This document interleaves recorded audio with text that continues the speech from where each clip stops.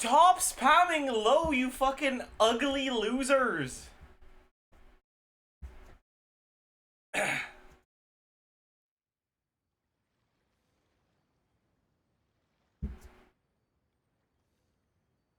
damn it, man.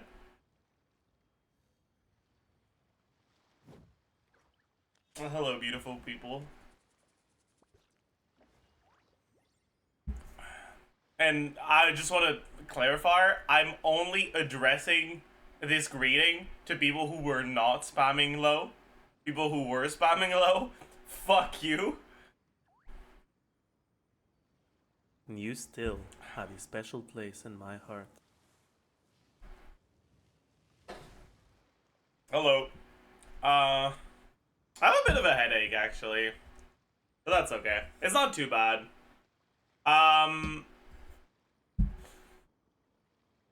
More importantly, chat, do you guys know what I was doing yesterday?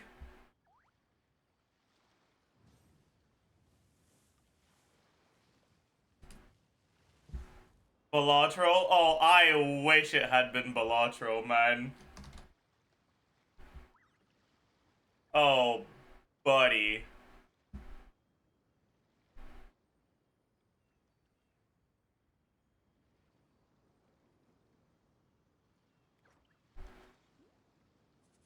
I played some fucking League of Legends. Humans are the same, except we call that light hope. Dude, it was kind of cooked. It was kind of cooked, man. Anyways, I got 2 firsts. Pog. Arena is fine though. Arena is really fun, man. It's actually so fun. Which is a bad sign, man. I'm enjoying League of Legends. And I didn't even mold. Like, okay. This game, alright?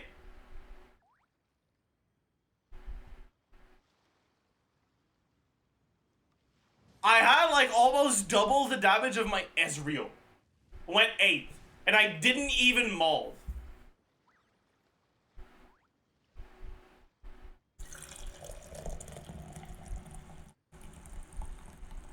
I didn't even mold. Are you guys proud of me?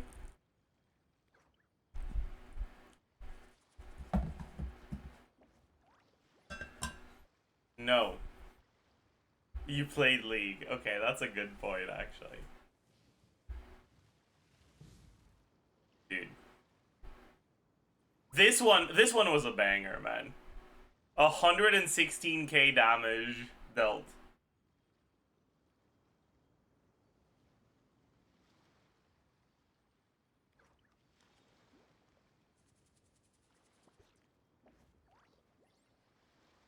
How long did you play? I mean, I played, what, 6 games? Instead of 7 games? 7 to games. the heavens, God should broaden their horizons in the world below. That's an Arlecchino normal attack, true. This one was just tragic, man. This game was, like, actually sad for everyone else. Dude, I got a reverberation, and my augments were insane. I got lightning strikes, scope your weapons, light them up. And I got gore drink, which is like whatever, but still.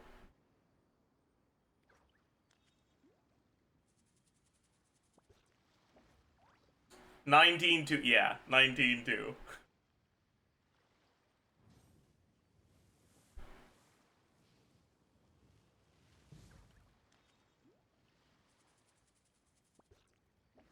You see the new game mode leakers? Not yet. Haven't seen any of that yet. We'll look at that today though, don't you worry about that. But not immediately.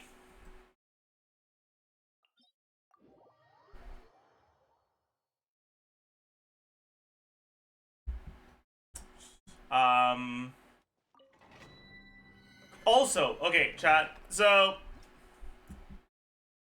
I think the universe might be telling me that I should just give up. Because here's the thing, okay? After stream yesterday, I was like, you know what? I've been procrastinating for too long. I haven't gone running in a long time. I'll go for a run. And so I went for a run.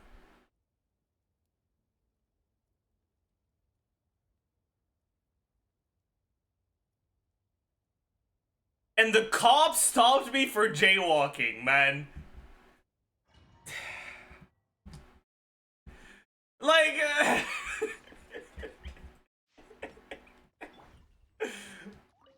oh. Burn it down. Final warning. Control breathing. On my mark. Light of the blazing sun. Turn. Yeah. Control. Why didn't it kill? Wait. Is there something wrong with my builds?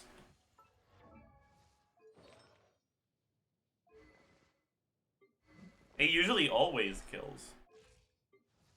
Yeah, there is. Alright, Pog.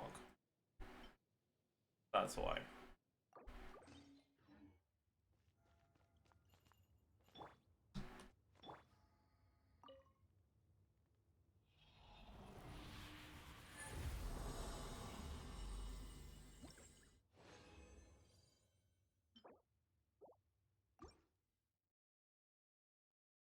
Jaywalking is an offense in Canada too, apparently. Justice will prevail. Let's move. Breath from the sky. Full throttle. Hey. Yeah. Running late again. It would appear it is.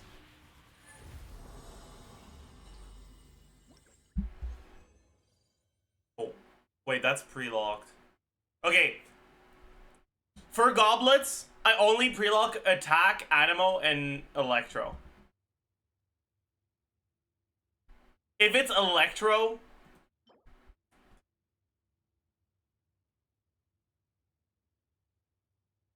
pause.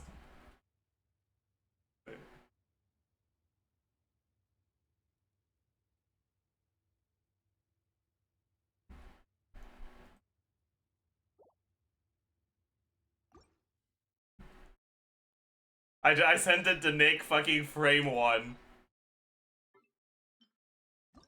Okay, give me ER. ER. Yeah. Okay, just don't roll into EM. Okay.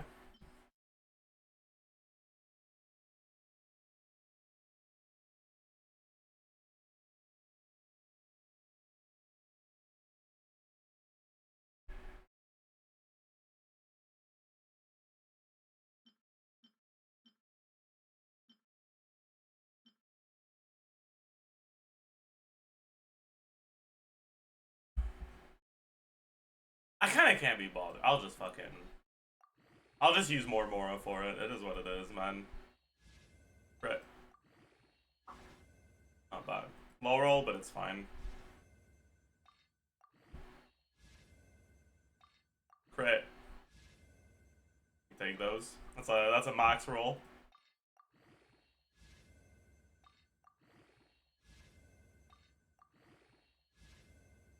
Crit. Fuck. Still, I'll take that. Not bad. That's not bad.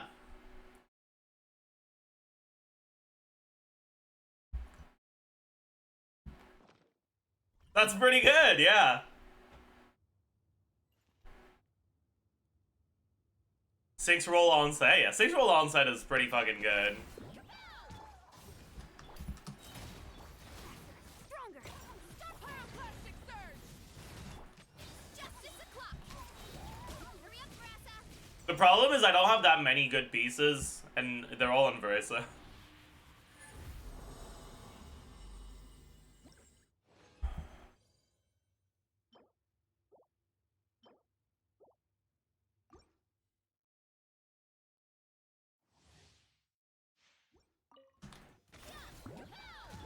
You asked for it. Quick as a flash. Let's Use it as an off piece just to be a dick. Wait, that's actually a bagger idea. I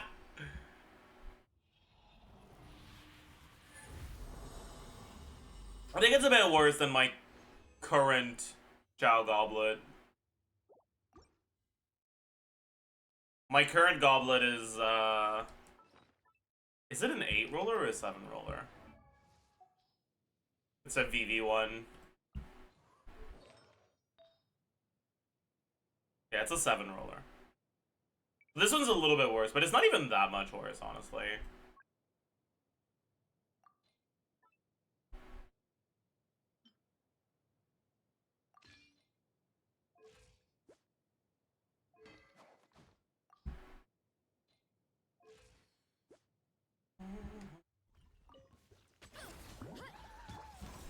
Yeah, if that was an electro goblet instead, I'd be much happier though, but it is what it is.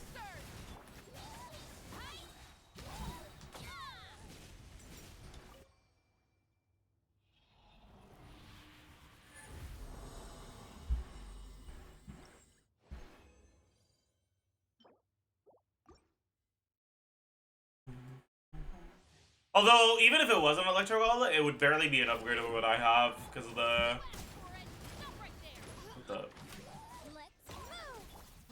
crafted, the crafted one.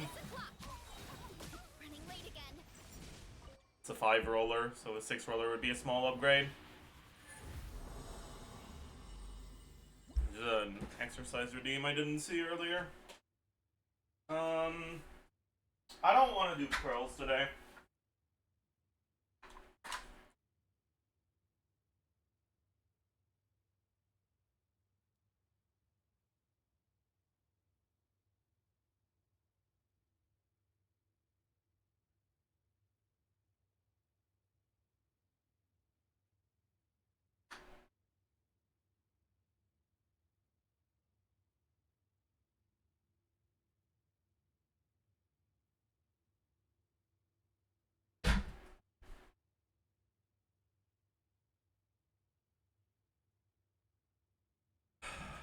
Big.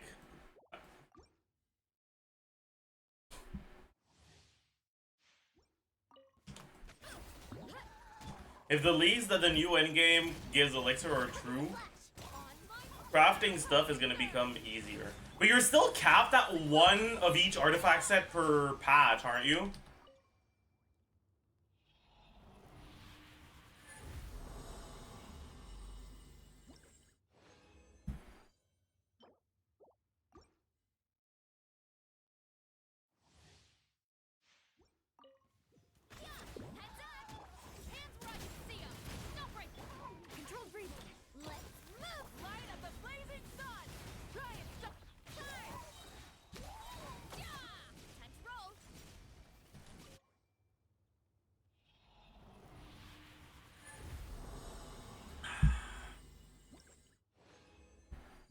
Just get a good artifact on the first attempt.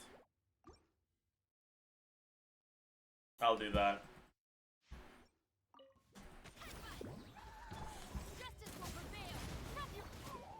But there's also the fact that, like, I can't craft a goblet and a sands, you know?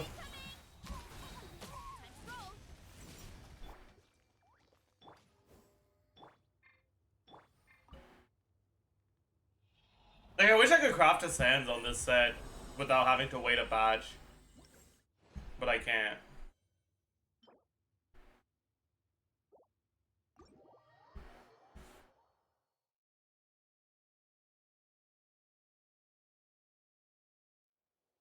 Hello, could you...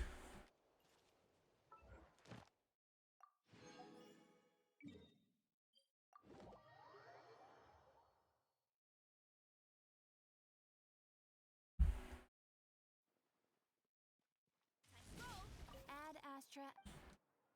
Thank you for Do the event? What event? add Astra. If you mean the, like, co-op event, I've already done it.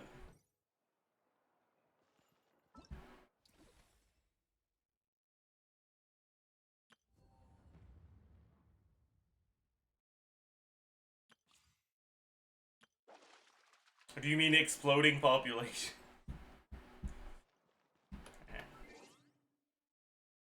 Should we take a look at the leakers? New Abyss deep test details.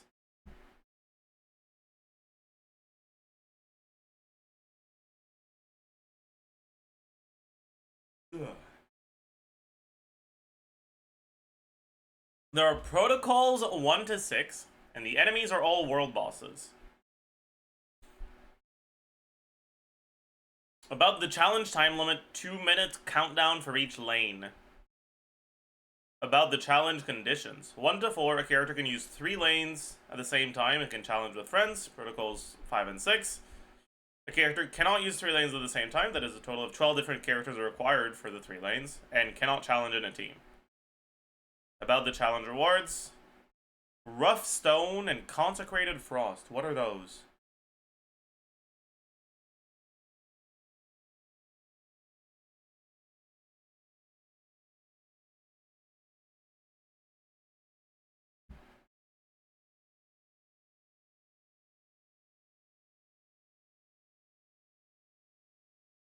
Primos and elixirs, I see.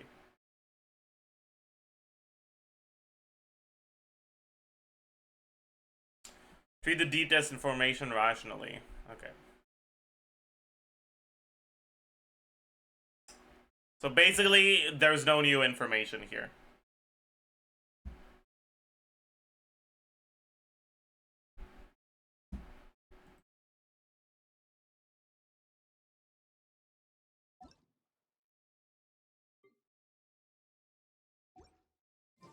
Cool.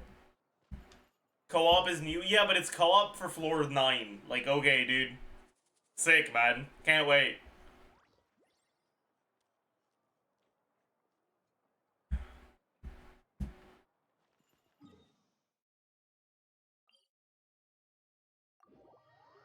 There's a better translation in the comments, but why do I need a better translation? When we already understand what?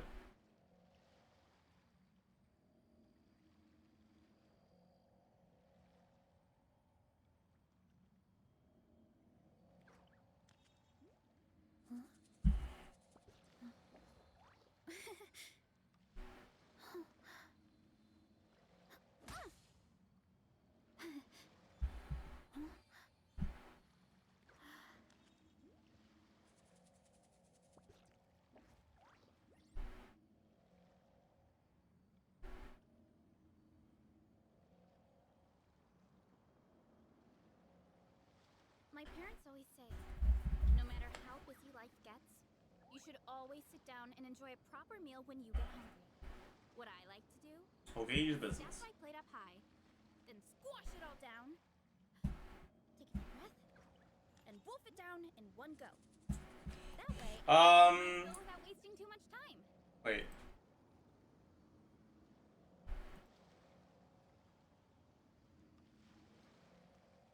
Yo, chat, what we doing now? I'm not sure. I gotta think for a second.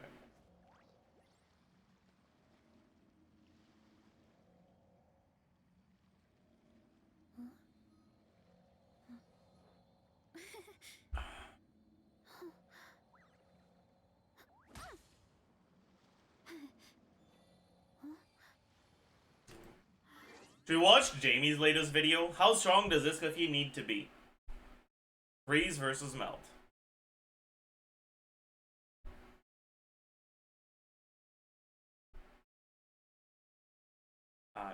Hey guys, so Genshin just Oh my god, he guys this. That's crazy. teased Escoffier in their 5.6 preview livestream, and like many of you, I've been highly anticipating a sort of Freeze Chevreuse, Freeze Nilu for like a year now, and that's basically what she is. In fact, this whole livestream segment was very much filled with Escoffier glaze. And honestly, normally they don't usually get too technical in these, but as you can see, they do emphasize how powerful her kit is for freeze teams in particular. The greater the number of Hydro and Cryo characters in the party, the greater the res reduction. They also emphasize her sub DPS damage that to me looks basically just like Emily's skill, except this one actually moves with you, so it looks a bit better. Damage wise, who knows, but they do emphasize she does good sub DPS damage. And lastly, they emphasized her team wide healing on her burst, which gives obvious synergy with Farina in these freeze teams. Now, I don't know how many of you caught it though, but honestly, this healing doesn't look that great in the live stream. The healing to your active character looked very nice, but the team-wide healing, like in the live stream, the healing to your active character looked very... Honestly, this healing doesn't look that great in the live stream. The healing to your active character looked very nice, but the team-wide healing, like Xingqiu doesn't have that much HP. Probably has like 17,000 and it is barely even moving. Anyway, overall, she... The team-wide healing is Farina procs there. that's the Farina procs. Of course it's barely moving. He seems to be doing very similar stuff to Chevrolet. And yeah, with teams like this or teams like this, we all know how much Chevrolet did to strengthen Electro DPSs. So my expectations are high. Anyway, as always, since I don't cover leaks, it's always challenging to think about what types of videos to make with these new characters. But I had a pretty fun idea, which was how can she impact the current cryo roster? There's 4 limited cryo DPSs. Eula's a physical DPS, she doesn't really count. So there's basically 3. And out of the 3, only Ayaka is really known for freeze teams, at least strength-wise. So Escoffier seems like an obvious fit with her. For example, if you look at Ayaka teams, it's so obvious if you look at this team here. Escoffier is a healer and a buffer and scales with a bunch of Hydro and Cryo teammates, so she obviously... This is peak porn acting. It's not though, Jamie actually doesn't look at League. Should fit in a team like this. Or if you also want to look at it, there was this old Ayaka team which uses Charlotte, and Charlotte does provide TTDS for Ayaka, but she doesn't really do anything else apart from healing, whereas Escoffier brings healing, sub DPS, and a bit of shred, so I'm assuming she should be just an upgraded team like that. Anyway, but that's Ayaka. What about the melt DPSs Garnu and Risley? So I thought it'd be fun theory crafting to basically work backwards. And by that I mean, I have some Risley calcs I've done, I have some Garnu calcs I did ages ago, and I'm really curious. Let's calculate how much damage these guys lose by not melting, and then sort of seeing how much buffs Escoffier teams need to bring to make it comparable. Obviously, I will just be looking at personal damage, which means even after comparing the main DPS damage... I mean, I feel like you can't just look at personal damage, though. Because, like, one of the major upsides of freeze teams is that since you're not relying on having a specific aura and trigger, you get to actually have your characters do the damage they're supposed to do. You know? Like, you look at Yelan and Farina damage in a Risley team, and it's a lot, you know?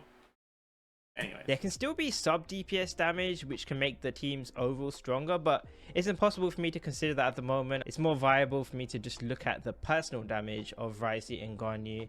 Okay, so I have these Risley calcs here. You might remember this from my Risley rerun video. And for example, he's starting at 900,000 damage. At C0 with his signature weapon, the exact numbers don't matter. But this is a melt team where he's getting melt multipliers, he's getting EM multipliers, he's getting Bennett buffs, he's getting a lot of buffs here. And the cool thing is seeing, let's just see how much this DPR drops by removing each buff. For example, if we remove Bennett's buff and Pyro Res, Jesus, we lost like 350,000 damage. If you remove Shilona's buff and probably her Res Shred as well, what was it? You're losing like 250k damage, something like that. And I think by the end of it, after I stripped most of the stuff down, I got like Risley doing a third of his damage. You're removing all the buffs. But then, you know, we have to rebuild it. We have to see what kinds of stuff are we going to have in a freeze team.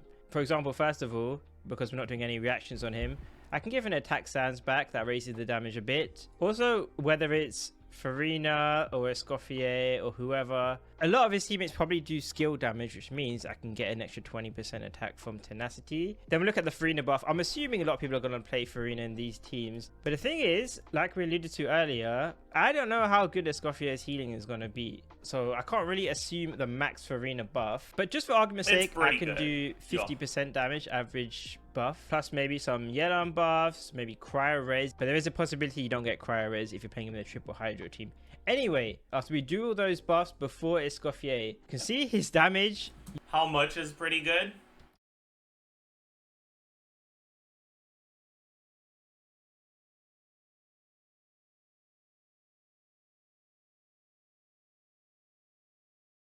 So her base healing on the burst initial pump is basically 300% plus 2k.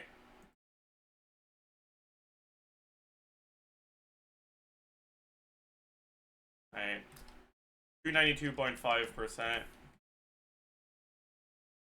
2193. And her total attack in pretty much any non-Shenhe team is going to be relatively high. Even if you look at like relatively low attack from the fact you're using deathmatch, right?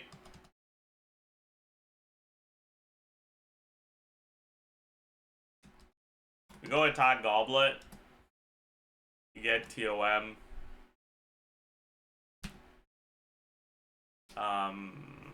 You get substats.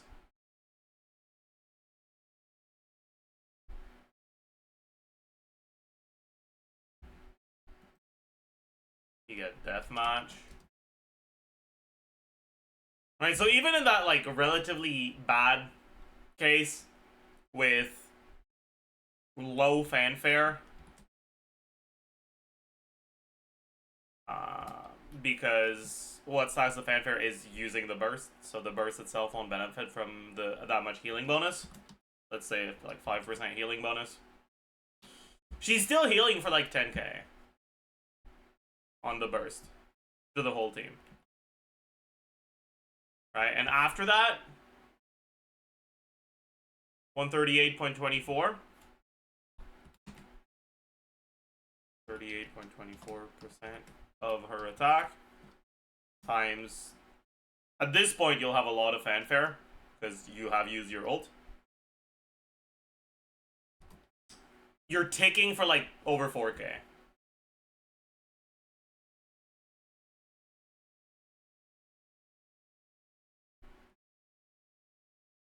You got 10k AoE healing and then 4k healing every second for 9 seconds to your active character.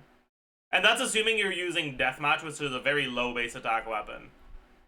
You're using, like, personally, my Escoffier is going to be using Jadewing Spear. I'm going to be healing for like 11k and like almost 5k. Technically, I'd also have one stack of Jadewing Spear, but whatever. Her healing's pretty good. You can see I'm still doing only a bit more than a half of his damage in Melt. Less than 500k, you know, and I heard Homa was... Yeah, Homa's probably better than Jadewing Spear, but I don't have Homa, so I... Yeah. Yo. Changing the buffs doesn't actually matter that much. Like, if I change Farina's average buff to 60%, which is not realistic at all, it only slightly increases the damage, so we don't get... That is very realistic. What do you mean not realistic at all, Jamie?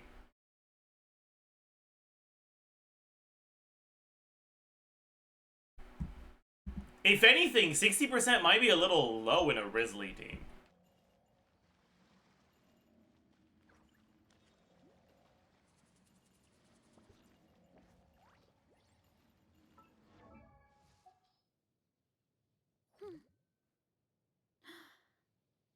He's live right now, sneak him a call. I mean, the reason why I know these things is because I look at the numbers and he doesn't, because they're not officially announced yet, so there's no point.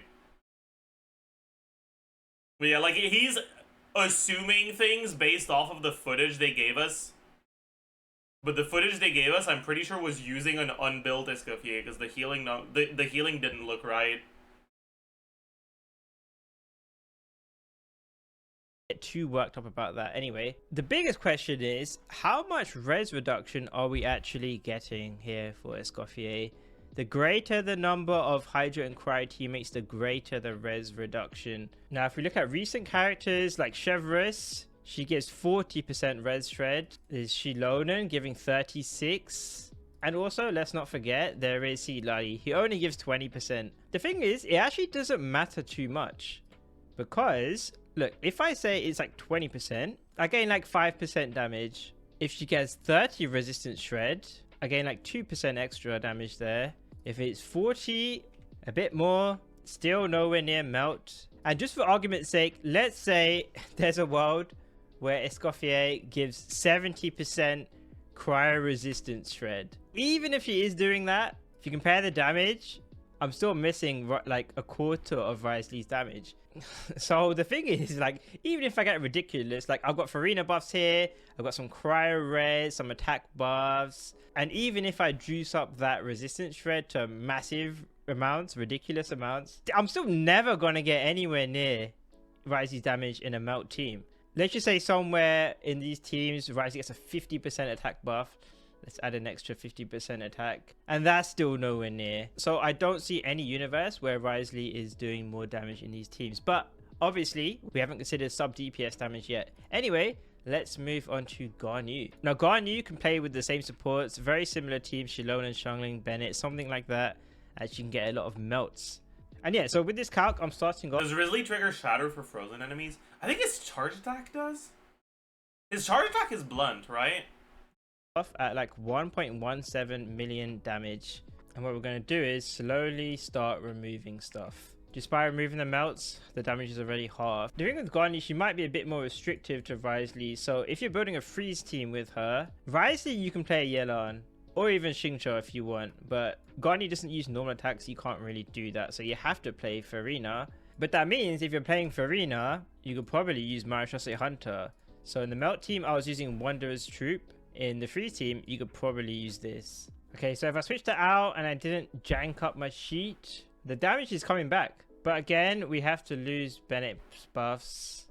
Bennett gives a lot of attack. But let's start adding in Farina's buff. I'm not going to do an average. Again, we can't really get into anything more detailed than that. Obviously, if you're trying to do a more precise calc, you wouldn't just average Farina's buffs. You would do it like, you would track it over time. It might rise from 30% at like the start of your damage window to like, I don't know, 60% after that. But we're working with a rough calc. It's not too big of a deal. And yeah, let's give another tenacity buff. So what are we working with before we factor in Shenhe's quills? 66% of Garnu's damage. Now the interesting thing about Garnu is that in melt teams, unless you're playing her with Mawika, you're probably using Garnu's burst in melt teams, but not all of this melts. Which means the biggest advantage Garnu has over Risley is that all of her skills and her charge attacks you're melting ideally, but in a melt team your burst is kind of like a throwaway. But in a free team you're getting a way more damage from her burst because you're benefiting from all the buffs rather than just a few of them melting. Now this is where things can get a bit more complicated. If you want to factor in Shenhe gives quite a lot of small buffs. Resistance shred here, cryo resistance shred,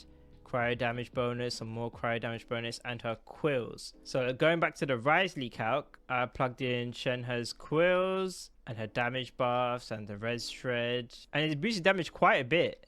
I mean, obviously this is still very generous. Now it's hard to say like how things are going to work out if you're going to use Shenhe's hold or her press, because each of them have different cooldowns. The hold is a slightly longer cooldown, but it okay, unironically, chat.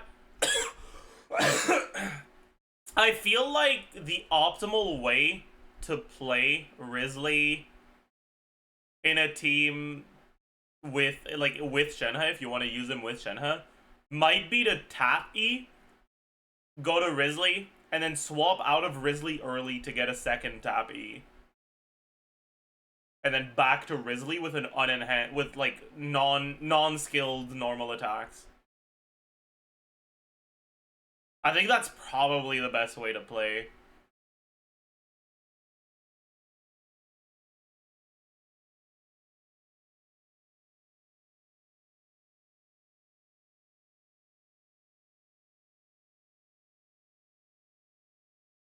Just above Escoffier more, yeah.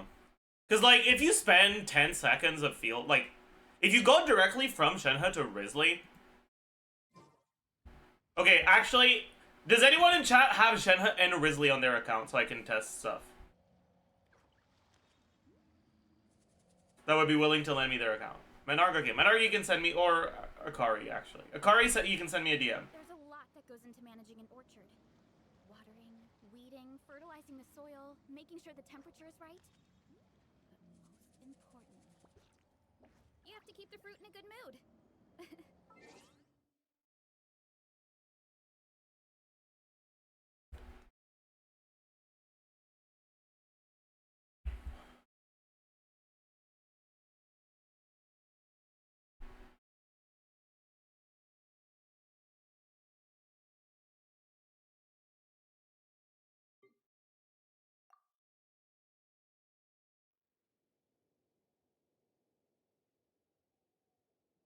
By the way, Akari, I'm noticing there's some weird formatting in what you sent.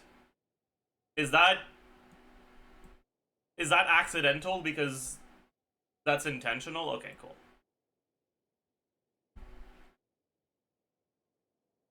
Alright. Noted. Noted. What region are you again? I forgot. EU. Okay, EU.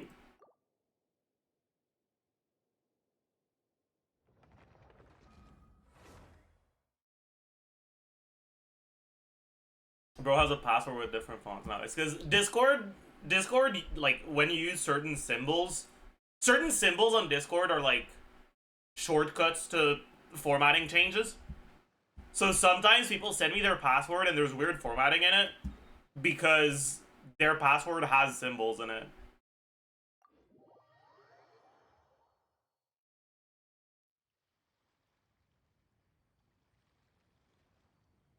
Same team on that account, yes. Based. Okay. So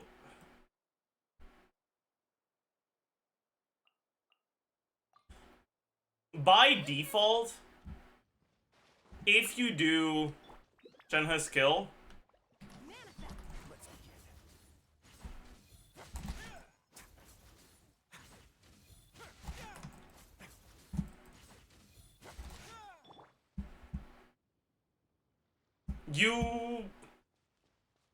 it definitely does seem too slow. What if we do 2?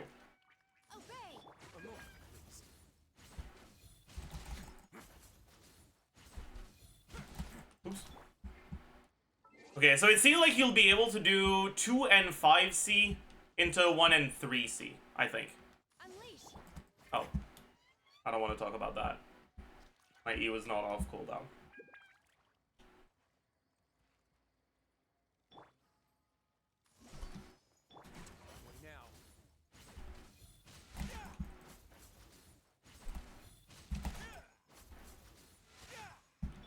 Yeah. More or less.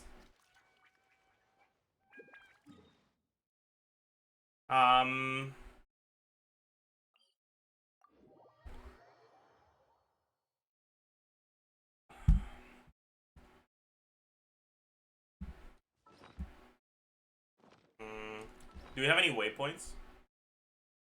Yo.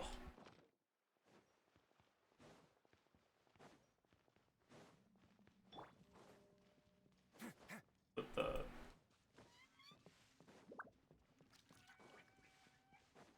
I should have kept Veresa on the team, man.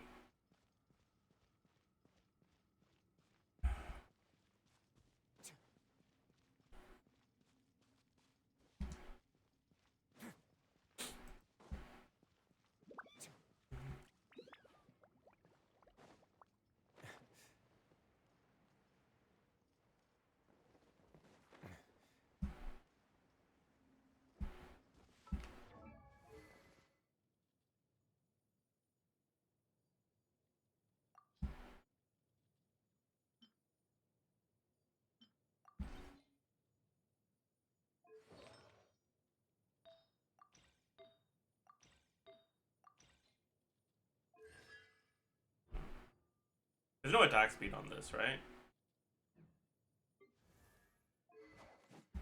Alright. So yeah, first,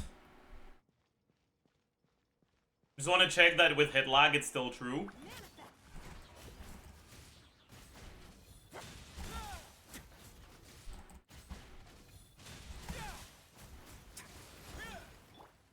Yeah. It might not be exactly... I forgot to put a waypoint down. Ah, shit. I'm an idiot. I gotta fucking drop aggro. So I can put it down. Why can't you put a waypoint down in combat? It's so stupid.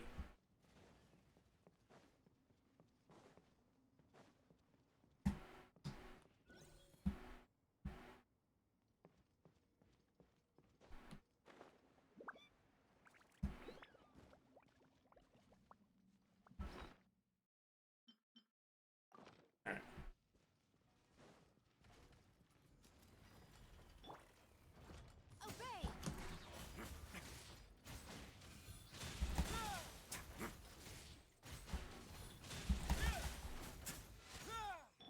Okay. It does seem like you pretty much have time to do the whole thing. Okay. What about looking at a full rotation?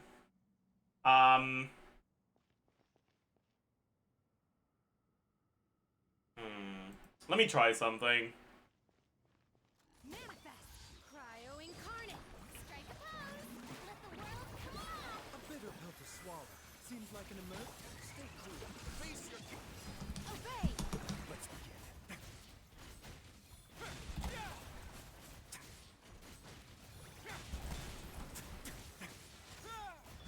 Manifest! That seems pretty good, yeah.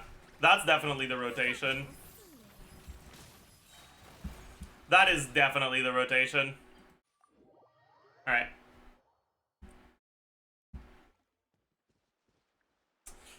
Why not use Shenhe charge skill? Because if you use Shenhe charge skill, the cooldown is 15 seconds, so you can't do 2 in a rotation. Which means you get 7 quills instead of 10. Also, Risley doesn't really do noticeably more damage than Escoffier. So getting the charge attack damage, or the normal and charge attack damage buff instead of the skill buff, doesn't really change much. But yeah, I think this is the rotation you want to do in this team.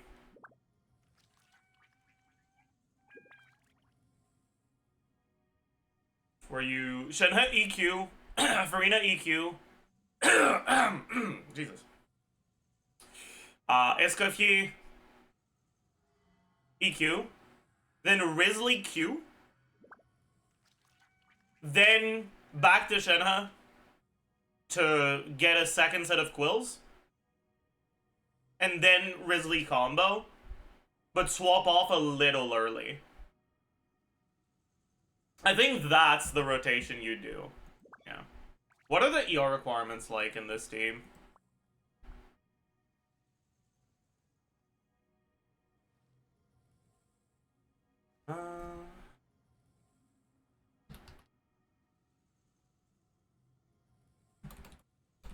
His name is too long, man.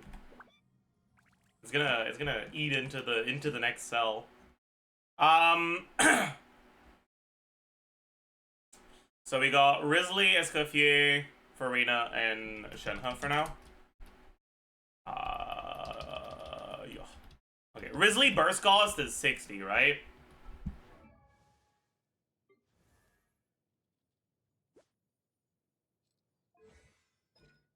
Yeah. Because the burst is actually worth using in this team. Like, very worth using.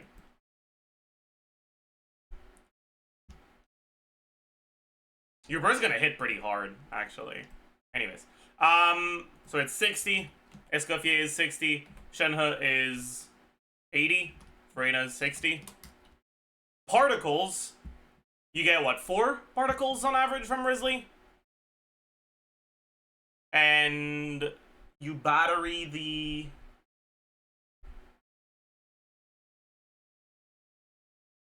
second set of particles from Shenhe? Which is it 2 or 3?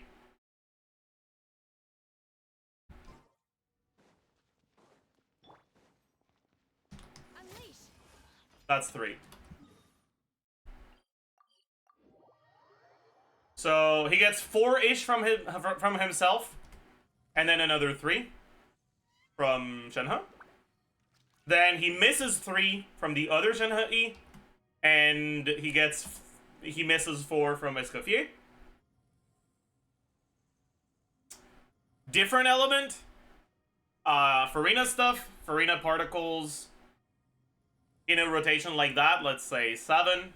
So let's look at 4 caught, 3 non-caught.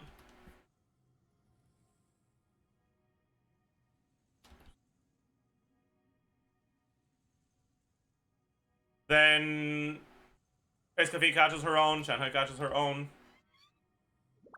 Farina catches none. Which leaves us with 10, 11. Yeah. Clear particles. This is... This is definitely a 5 Shenhe team. With High Refine 5...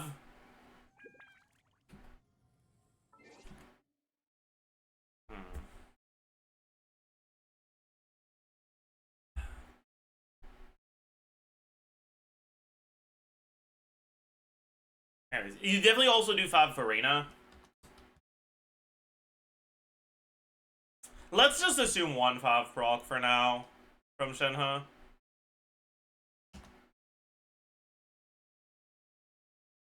Which gives us 6 here,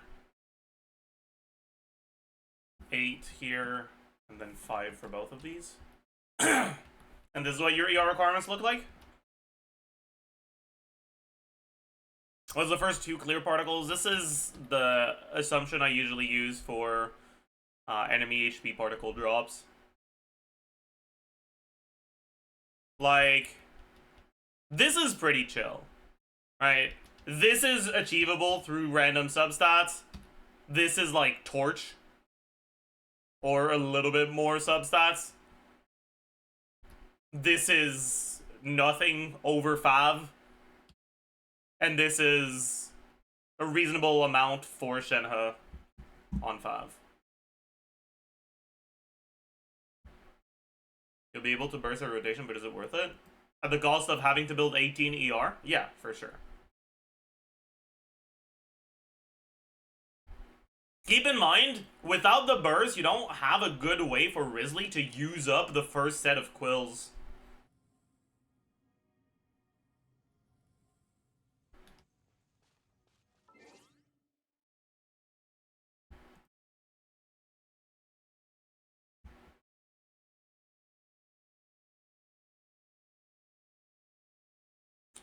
Alright, but like this is the two Shenhe tap E's thing. We can take a look at the one Shenhe hold E thing as well. Right? If you're doing a rotation like that, it would probably be like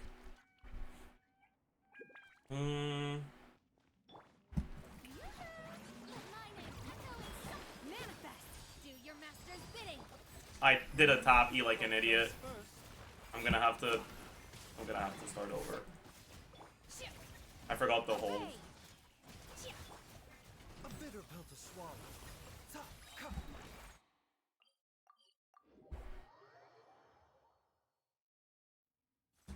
Oh, that's kind of annoying.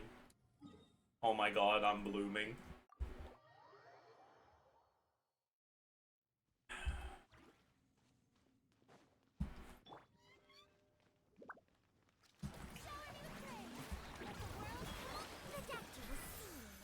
Taking it My will embodied by ordinance a moment, please.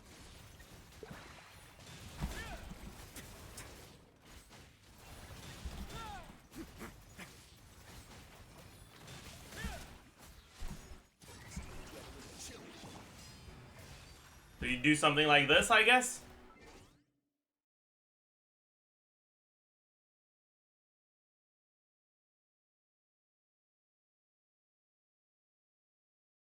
Is that 22nd or is that 21? That kind of looked more like 21, honestly.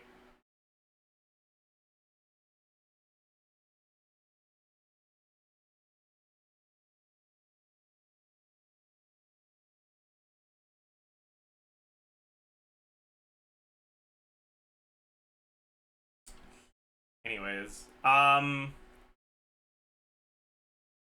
this one, Iska fee is still 4. You get 1 less Shenhe E, but the Shenhe E you get is a hold, which is +1 particle, for a total of 12.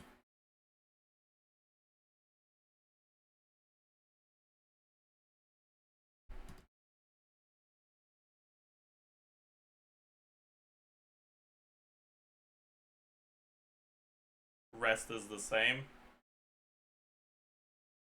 Yeah. So the first thing is like your ER requirements on Risley are significantly higher. 20% more ER, that's rough. You might not always end up using your thing. But we can calc both nonetheless.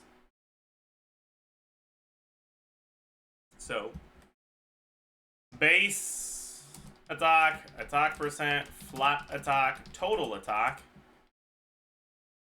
damage percent. Yeah. I don't think we really need to separate things. Well,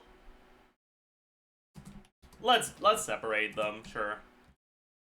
Crit value, crit multiplier, effective attack. No. Yes?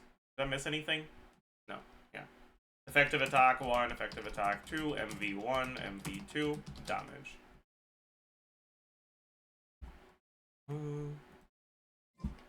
Also, let me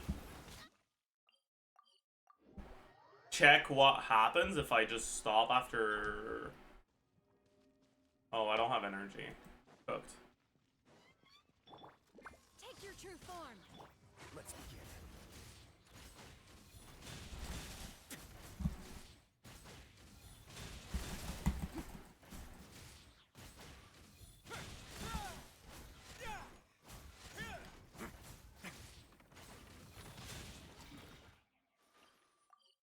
Let me check what happens when I do when I just do 3 and 5 and then swap out. Mind the side effects.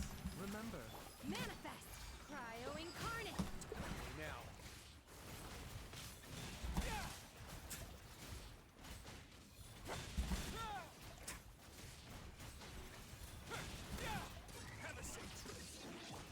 Yeah. Showering you with praise. So even with that, it's still a little over 20, but it's probably a lot closer to 20. We're gonna aggro him from the fucking blooms, aren't we? Oh, they didn't hit him. Big. Alright.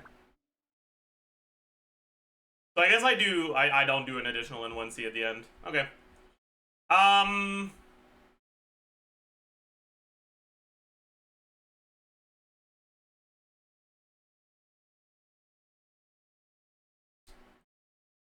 So we got Risley. Risley. We got Shenhe. Oh, I'm an idiot, aren't I?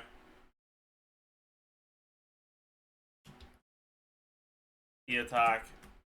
Shenhe. And MB. Shenhe. But I need both, don't I? Shenhe 1 and Shenhe 2.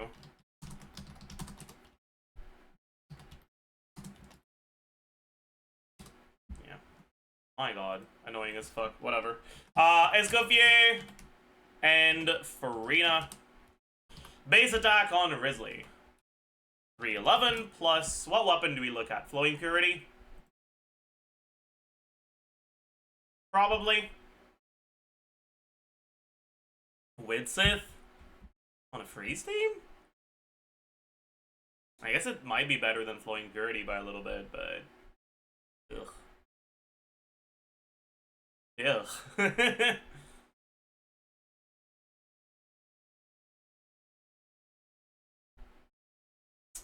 Fine. Fine. Attack percent. So, attack sands. TOM. 20-ish% from subs. Noblesse. And then...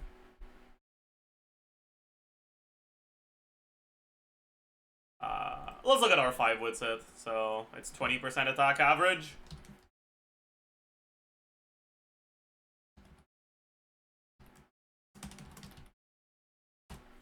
Alright. Damage percent for his normal attacks is going to be 46.6 plus 15 from the 2-piece plus 16 average from Widsith. Oh, I forgot the attack percent he gets from his Ascension passive.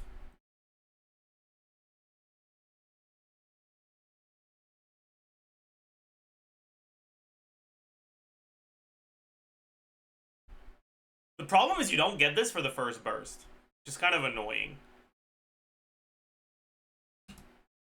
Let's assume 25% average.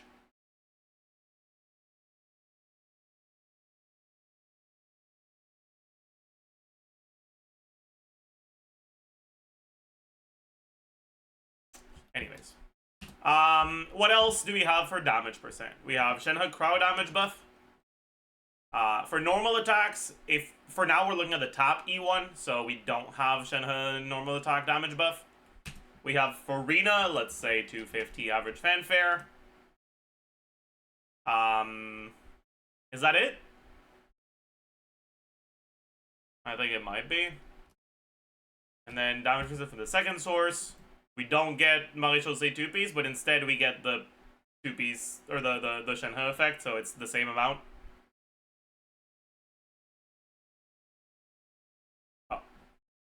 It is what it is, I guess.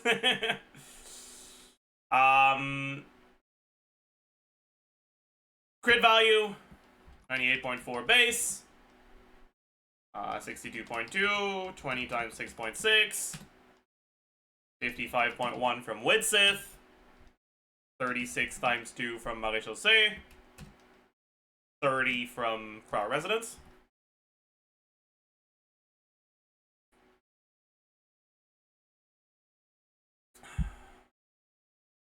Yes, I did include the damage percent buff from Shenhe.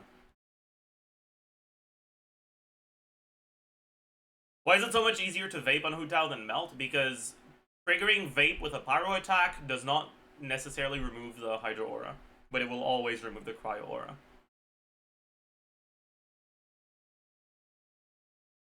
Basically, think of it this way.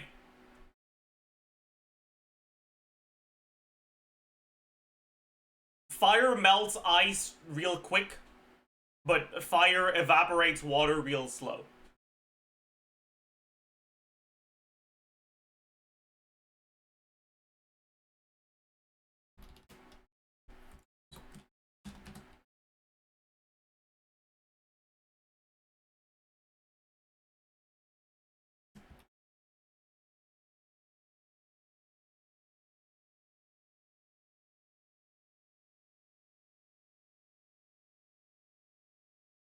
I'm going to.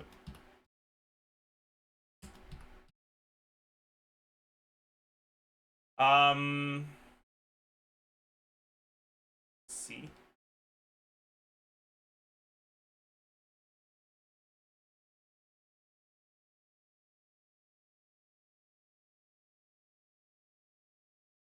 Alright. Motion value 1 is... Are there any crowd abilities that apply over to you? Nope. There are not. You can technically get a slightly more than 2U Cryo Aura with some swirl shenanigans. Because swirl auras, or the strength of elemental application generated by swirl is kind of finicky and weird. But, yeah. And, yeah. You can get 3U Frozen, yes, but that's not Cryo. But you're right, you can get 3U Frozen. When you trigger freeze, the strength of the frozen aura is going to be twice the lower of the two between the applied element, or between the trigger and the aura. So if you apply 2U Hydro on 2U Cryo, you will end up with more than 2U Frozen. There's going to be, it's not going to be 4U because of tax, right? If you apply 2U Cryo on an enemy, it only ends up with 1.6 Cryo, and by the time you apply 2U Hydro, it probably has a bit less than that, more like 1.5. But then the strength of that aura is going to be 1.5 times 2, so 3. Which is why, against the Swan Knee, when you trigger freeze on it with an ability that's not 1U, you can end up melting Swan Knee, but not breaking the freeze. Even if you triggered melt. Because it wasn't enough to completely consume the frozen aura. It's why Arlecchino against Swan Knee often ends up needing 4 normal attacks to down it if you're doing with Citlali, because the Citlali burst initial hit is 2U. Anyways, so... we have 167. No. 170.3 times 98 plus 95.2 plus 123.5 plus 69.6 times 2 plus 166.7 And we have... No, I can't do it like that. For this one, it's times 3. Times 3. Times 3. But these are times 2. And then we also have the charge attack, which is 260 times 3.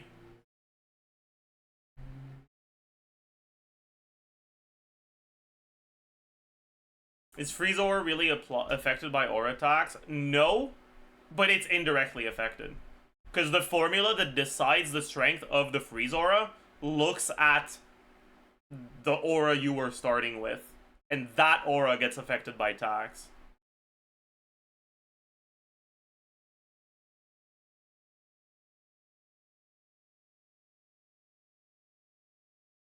Anyways. Yeah. Then this is 216.24 times 5 plus 72.08. Then Shenhe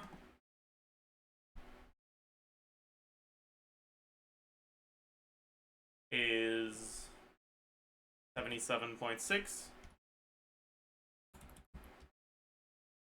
times 5.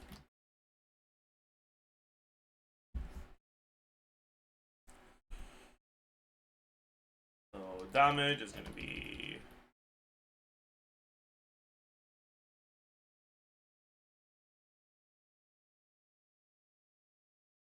resistance is minus 60, so times 1.3. Yeah. We still don't have Shenhe stuff yet, though. Because Shenhe's attack isn't in there yet.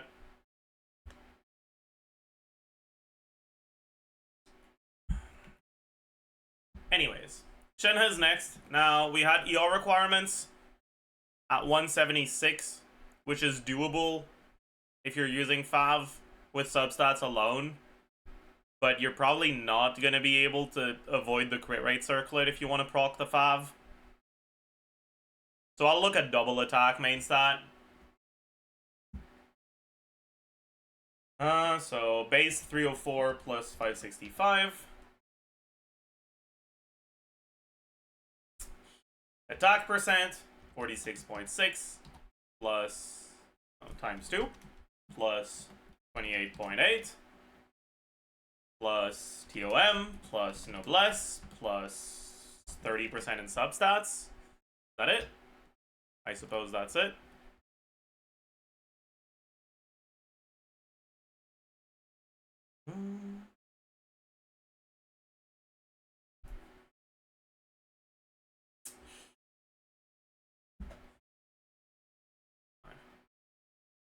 That's kind of tragic, huh? Anyways,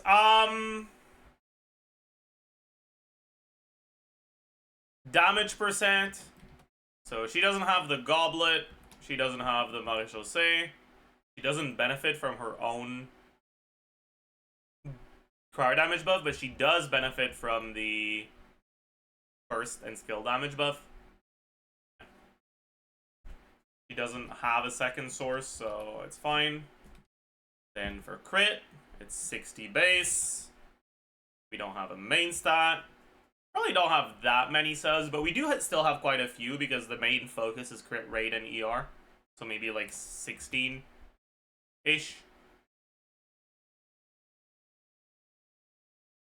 Yeah.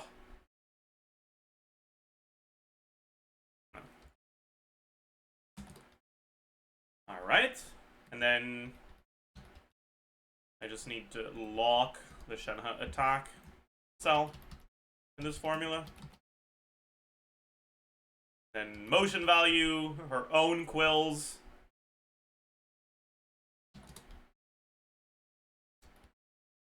And then her actual motion value. 237 times 2 plus 171 plus 56.3 times 12. I hate when it does that. Frick you. Alright. Page. Now we have Escoffier.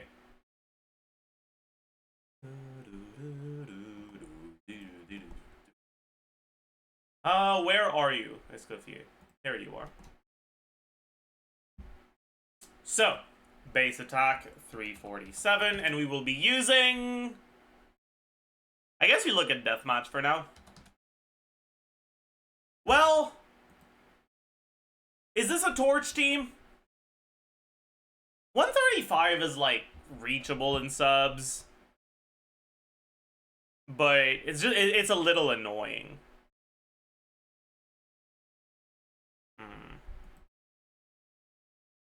I think it's a deathmatch team, but we'll have to sacrifice some rolls.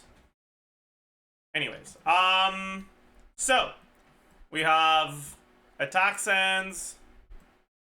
We do get the noblesse. We get the TOM. We get about 20% in subs. We get deathmatch. Is the team DPS really higher with TOM on Farina? Yes. Probably significantly so in this team.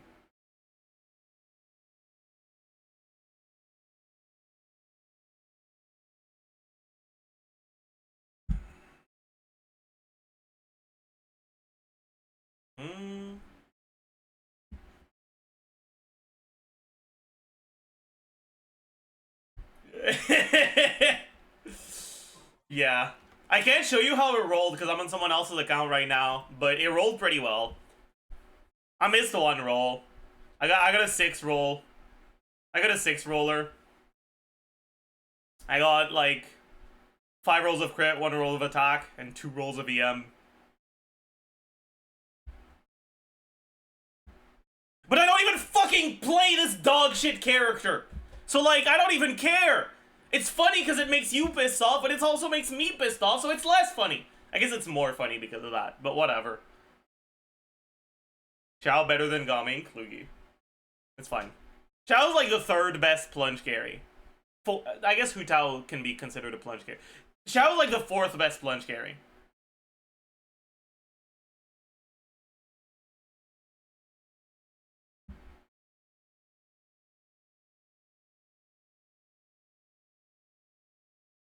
Fifth, there's Navia. Oh, that's a good point. Anyways, is there any other sources of attack here? I don't think so. Flat attack. Yo, total attack. Okay. Damage percent. We have Sands. We don't have the Maréchaussée. We don't have the Widsith. We have the 15% buff. Yeah. We have this. Yeah. When we get Golden Troop.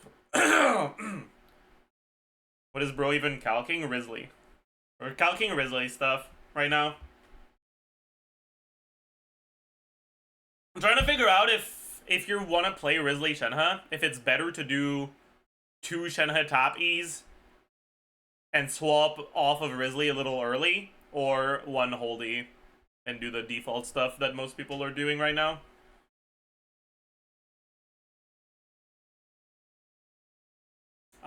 Anyways. Am I missing any damage percent?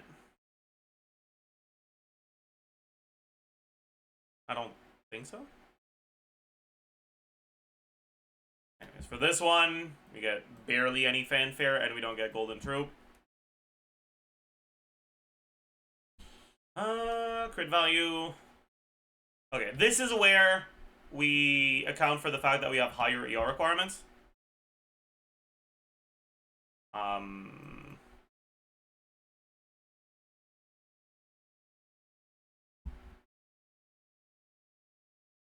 So let's say we lose 3 rolls of crit for the ER. I think that makes sense.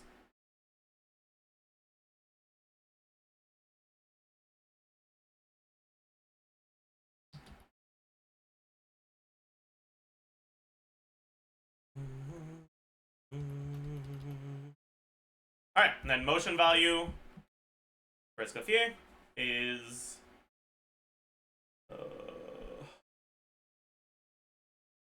85.7 plus 204 times 20 plus 57.1 and 1007.8. Motion value Zajef for this, we get 9 quills on skill and 1 quill on burst. Oh.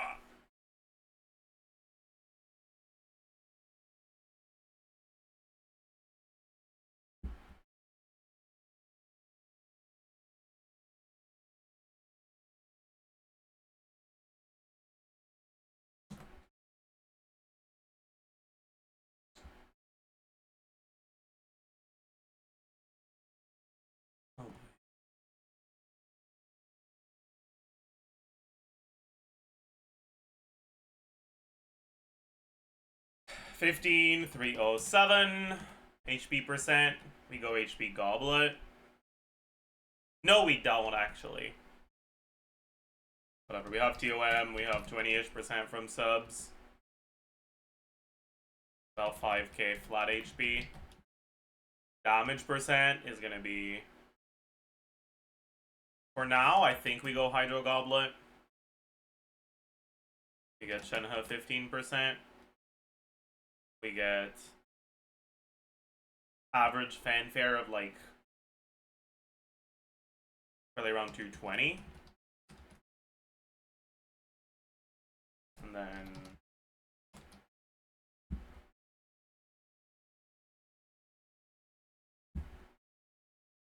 0.7, right?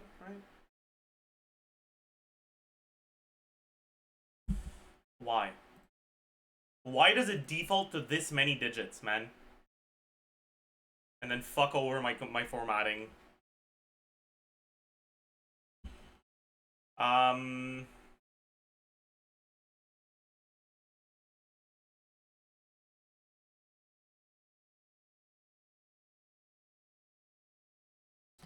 Whatever. Crit value, this is fine, this is fine. You get this. You get no crit from weapon. You do get this.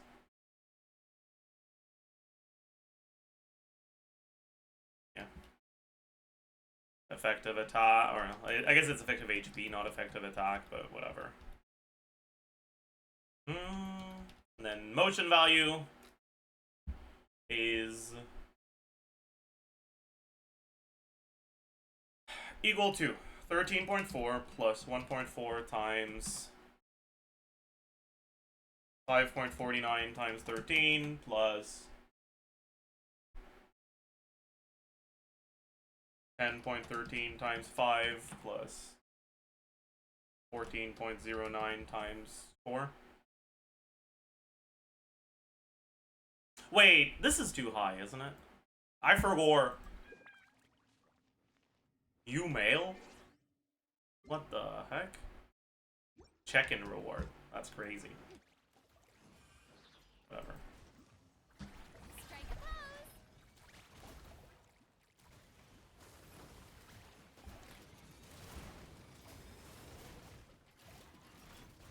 Yeah, it's not 13, it's 12, right?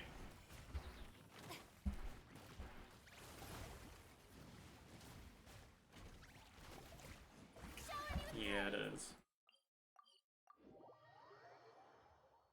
12.53, I think. Whatever. And then we have 8.4. Then the shred here is less.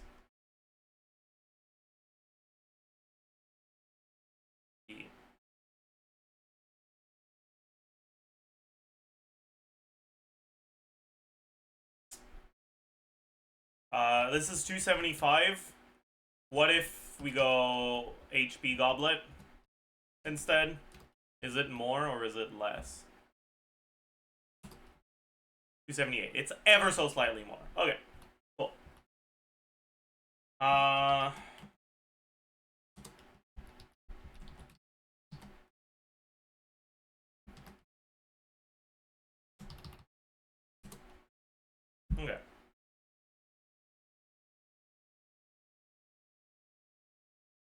Alright, let's take a look at what happens if we slightly change things around here. And we look at the other rotation, which gets a little bit more of this. This is times 3 now, this is times 3 now.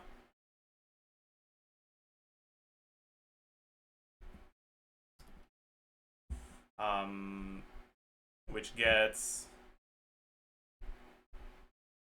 15% more damage here, but 15% less here, which loses the 15% here, and here, and here, and here, and here.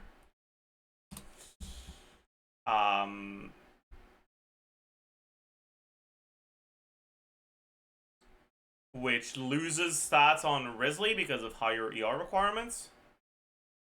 We have 20% higher ER requirements. Let's be generous and say you only lose 2 substats because of it. I think that's optimistic, but still. But we also have higher ER requirements on the rest. Escoffier about 10% higher. 147 is too much for deathmatch, man. Unless you go ER stands, but like, nah. So I think it's just a torch angle. No real change to Farina. No real change to Shenhe. I think. What did Farina get that 15% damage from to begin with? Shenhe. Shenhe top skill gives 50% skill and burst damage.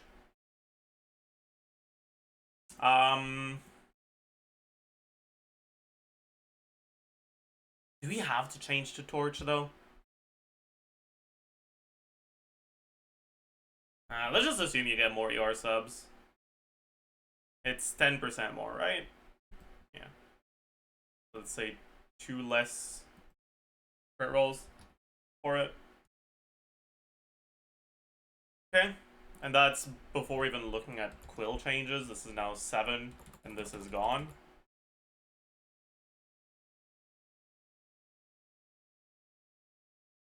This is now 7. This is now 6. Yeah. So it definitely does seem like swapping off early is better.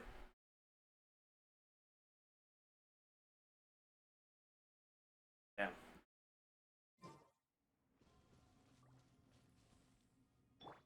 Seems like it's noticeably better too. Damn. Tragic.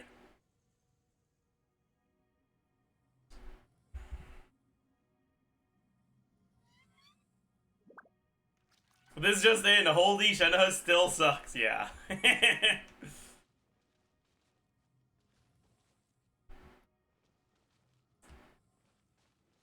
But yeah, so it seems like your full rotation is gonna be this.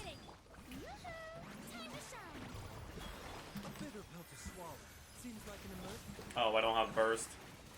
Never mind, I can't show it. Shit, manifest. Yeah, mind the side effects.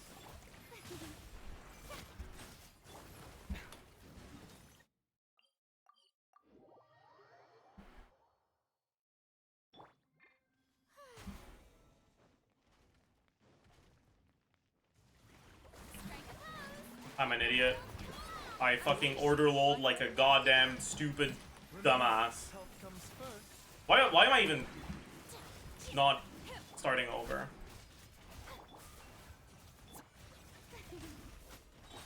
Obey.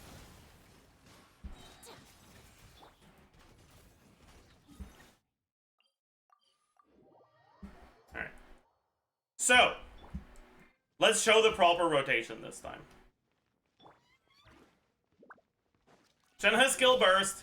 Do your master's bidding. Farina skill dash burst.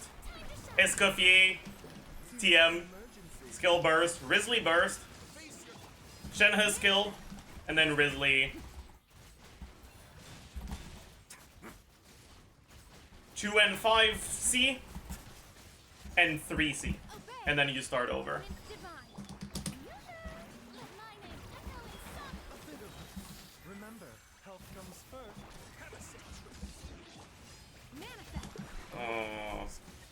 if you have high ping, you probably slightly change things.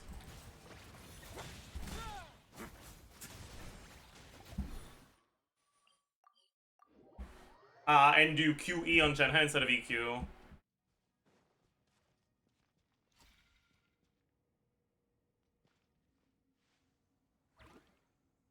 So that you have time to consume the quills before they expire.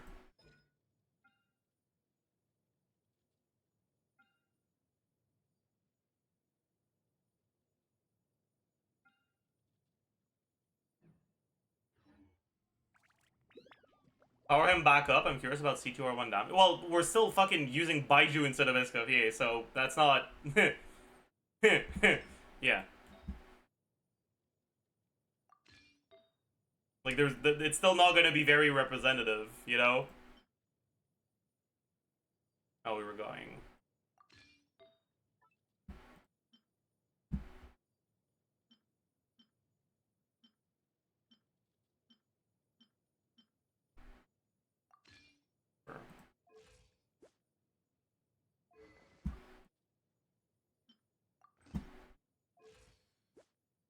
We're a little overcapped, but that's fine.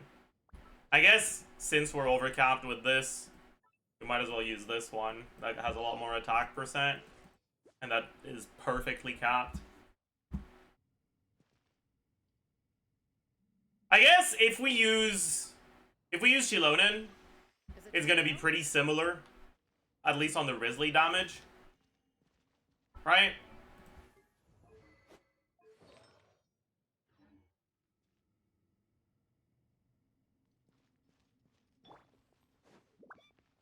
Do your master's bidding.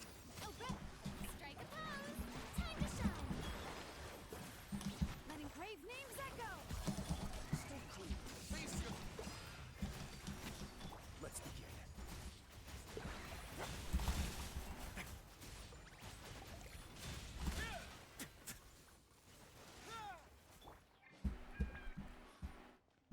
Oh yeah, there is cryo resonance, I forgot. You're right. We are overcapped. I forgot. Oh well.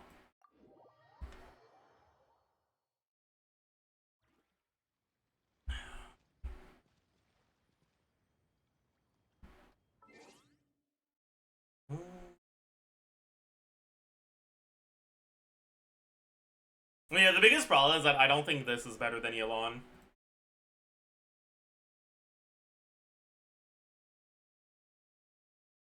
But it's probably not that far behind. And if you have vertical investment on Risley, it might be better. So I guess there's that. Anyway, thank you for lending me your account for testing, Akari. I appreciate it. I'll go back to my own. Nick, are you still here? Can I show you the goblet? He might be gone.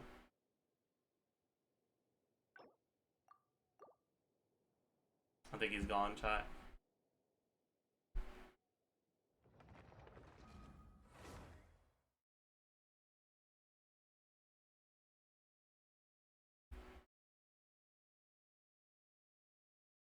Did you watch Jamie's new video? We got sidetracked while watching it. And we decided to look into what Risley's best rotations would be.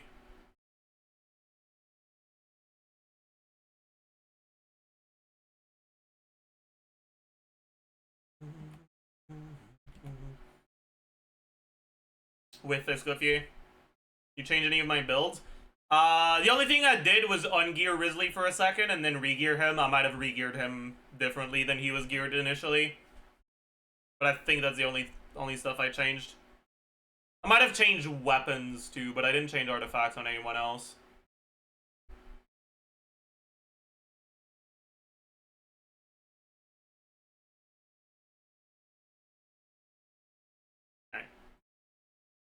More quills, but you might get more quills overall with the press. At the moment in Rising Garni teams, a lot of people use her hold because it gives an extra 15% damage buff. But for Garni, it still works out because if you use the press, you're going to get more quills, which scale better in a triple cryo team, by the way, because there's more cryo characters to activate all these icy quills. But Garni can benefit from the skill and burst damage here, So there we go. After all that, and yeah, still pretty optimistic assumptions here. I'm getting about 88%. Wait, what was damage. his Still assumption for the pretty shred here? optimistic assumptions here.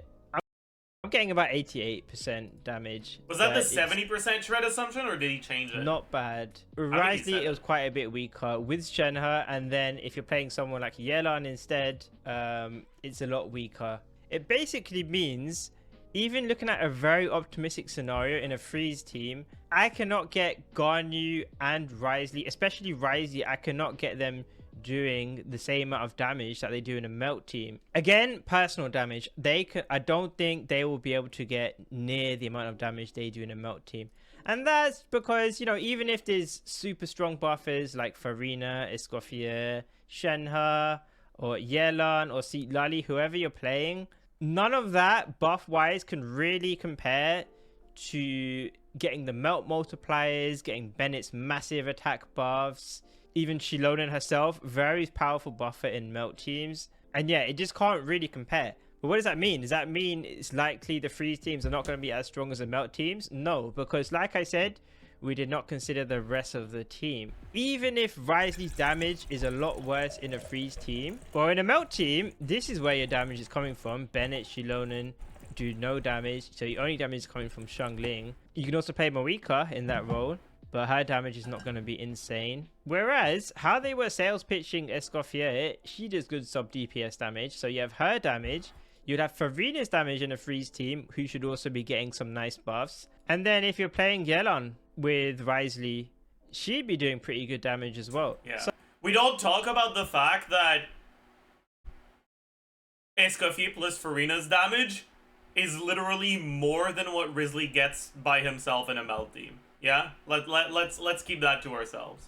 So even if Risley's damage isn't near his melt team's damage, once you add all the sub DPS up, it can still equal a very strong team. Even Shenhe will be contributing a lot of damage, because you could have 3 cryo characters all triggering her quills, which will scale very nicely. So if Risley is losing 300k damage, it's quite likely, even if he is being wheelchaired in like more of a driver role, you'd easily make up that 300k between your sub DPSs.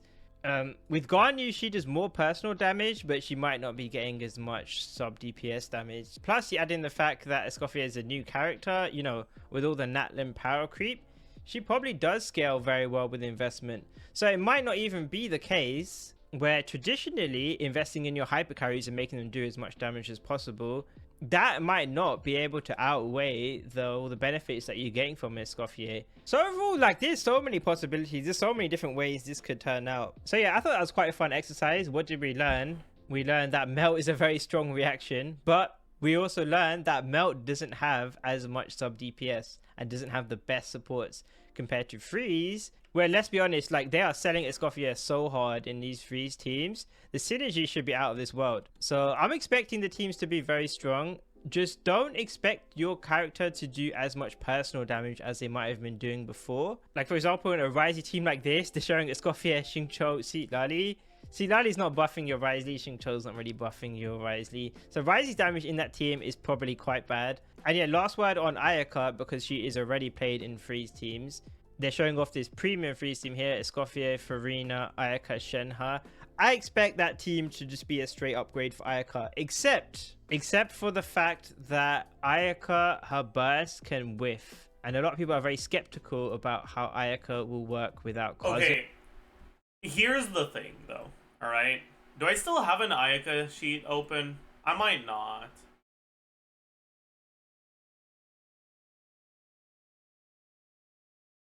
Maybe somewhere in here.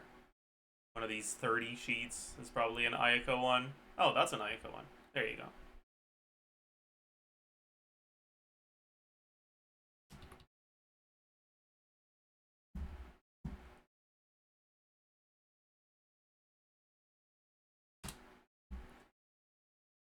Completely whiffed burst Ayaka on this team is about as good as Ayaka's current best teams. If the burst literally doesn't hit a single time. So, like, sure, the fact that the burst can whiff can be annoying, but Escoffier is too broken to give a shit.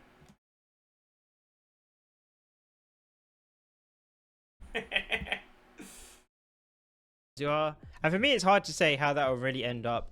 Like I've always said, even though Ayaka is normally very reliant on Kazuha's grouping in order for her burst to actually hit everything, teams are only as strong as Mihoyo lets them be. Although Ayaka is more reliant on grouping than Risley or Ganyu, I could easily see them releasing a bunch of freeze content where that isn't an issue. I mean, we can literally go into the current floor 12 here. As you can see, we now know that the second half is very much tailored for Escoffier. And if you look at all of this, you actually can't really group any of these enemies. So what they could quite easily do is, for the next few patches, they just release ungroupable content, a lot of bossing, and if they are going to do AoE content, it's content where the enemies are already grouped. Like even this top half here, the enemies kind of group themselves, and then you won't notice Ayaka's issues with playing without Kazuha, but they'll sort of like hide the team's issues, and then I think it could work like that. But hopefully you found these calculations interesting. I find it quite interesting, and yeah, look forward to more videos on Escoffier. I'm very excited for her. As you can see, I do play a lot of Cryo characters. I've made loads of videos on Cryo characters. So I'll probably be posting updates once they reveal more information, once the Chinese creators get to test them in their early access videos. And yeah, you guys can look forward to that. Thanks for watching. Yeah. Man.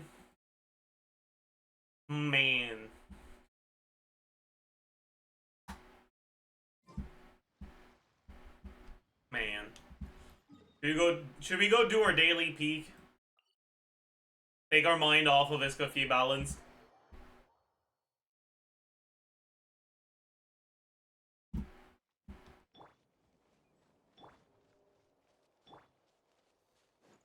Why me? Why me? Be careful! Watch out for low-flying rebels!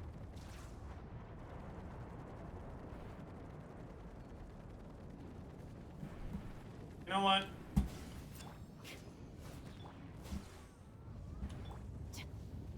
Why me? Why me?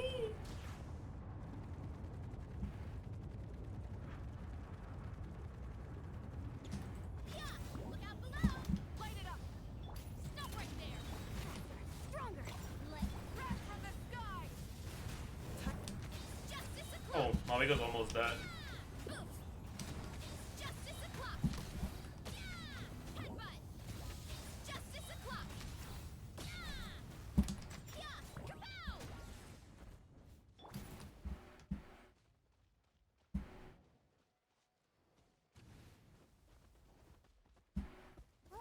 Finally!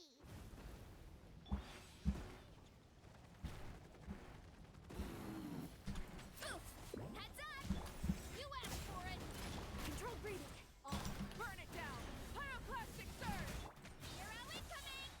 I don't want to burst. I want to keep all my energy. Headbutt! Yo. No blue. Okay. Bad day. Bad day.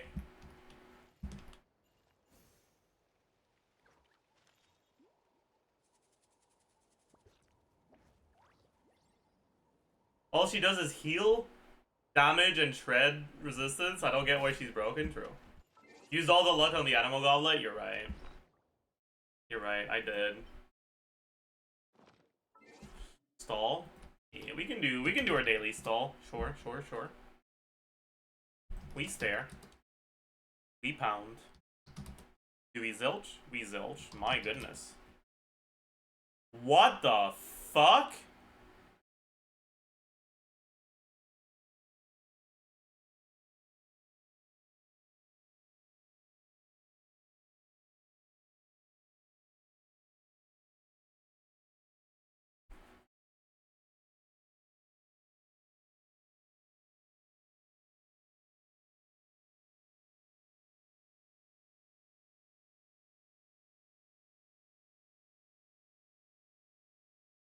Oh, there's a D. I forgot about the D.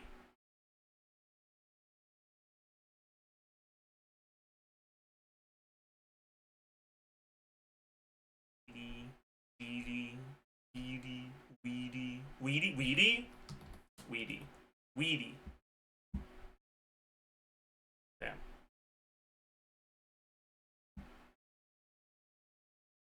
Outdoor spot to people watch, maybe.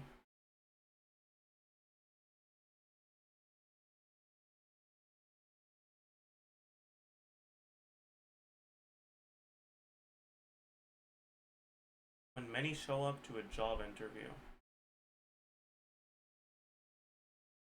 That's...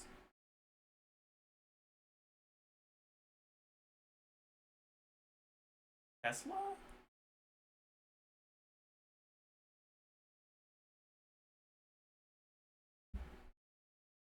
Clear.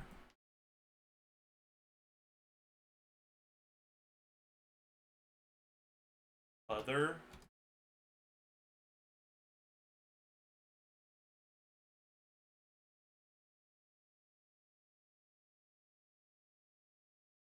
Defensive maneuver and fencing.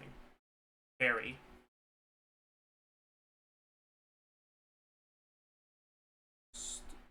What the fuck? Usher? Early?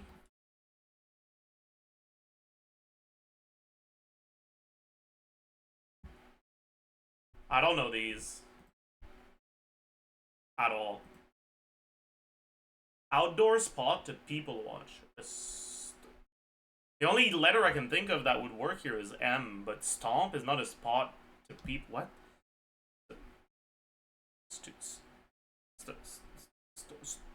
Storp?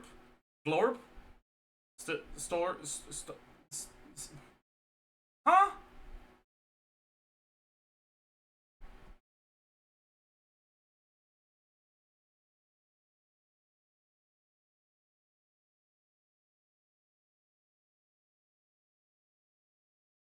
What the fuck, man?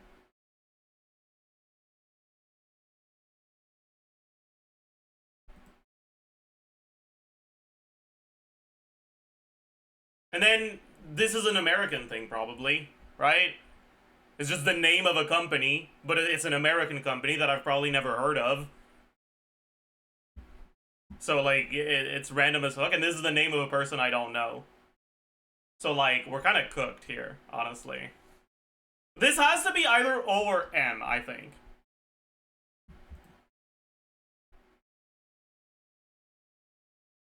Right, because these are the only words that exist like that.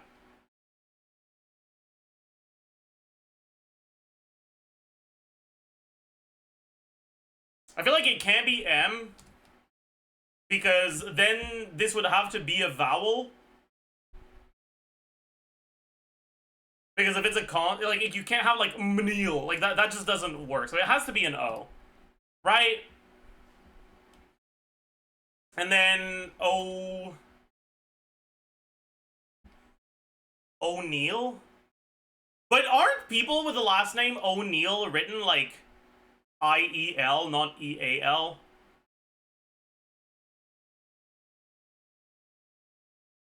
What else could it be? I feel like it couldn't be anything else. It actually was. That's kind of wild. That's kind of crazy. This was a shit mini, honestly. Dog shit mini. Moving on, man. Awful. We balls. Is it a balls day? It's not a balls day. No balls today. Is it a Risley day? It's not Risley. That's okay. It is a Fontaine character released before Risley. That's from an A, right? Yeah. Everyone has their own desires. To bring together and fulfill those desires and make everyone happy. That is the purpose my Archon has bestowed upon me.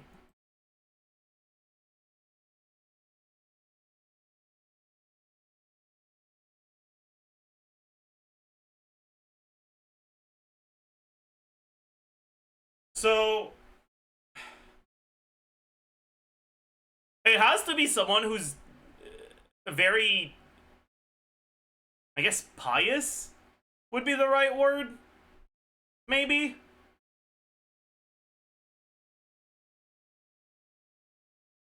Or, like, who shows a lot of reverence to their Archon. I don't think it can be a Leia character, because I don't think Zhongli's responsible enough to actively give purpose to people And I don't think people in Leo are delusional enough to make that up.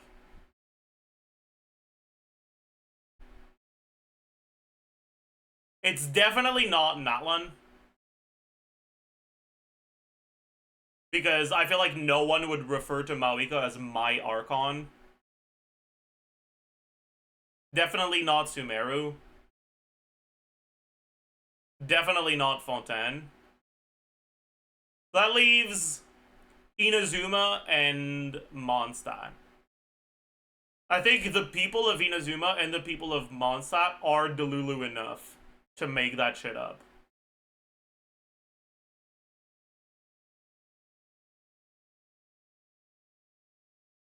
Is there anyone in Inazuma who's focused on, like, entertainment?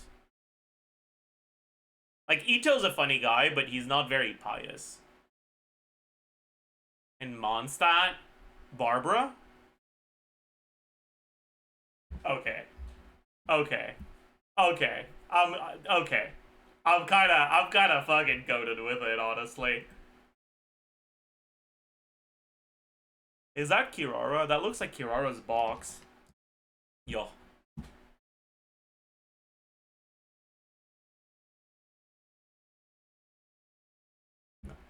I thought it was like a tango dancer.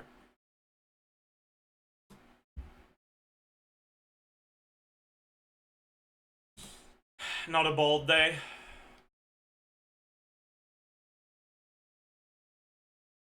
Oh, Ratio's a different map. Oops. It's a hunt character released between Bald and Ratio.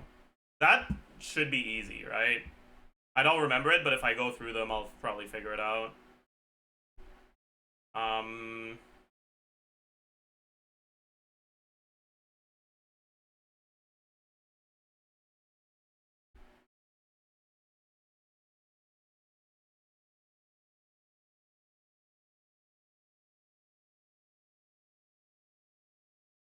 Topaz? Yeah. If anyone out there ever managed to strike a deal as Varog, they'd earn my heartfelt admiration. I feel like this is a red herring. It mentions Varog, so the first like thought you have is Clara, but I don't think Clara would say this kind of thing about Varog. You know? I think it's someone else. It's someone who sees Varog as this antagonist. Like, it's someone who sees Varog as an antagonistic figure. So, like, Sampo. Dude, okay. Okay. Okay. Alright, dude. I'm kind of goated with it today. What the fuck? Did I do the ability? I didn't. I'm not sure who this is, honestly. Kind of looks like a lightning ability. Yeah, it was.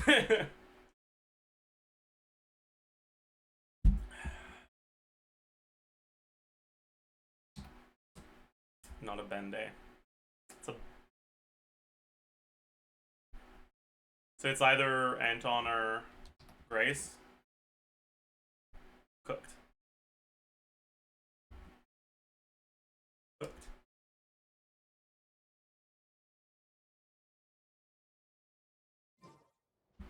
Cooked. I'll be right back.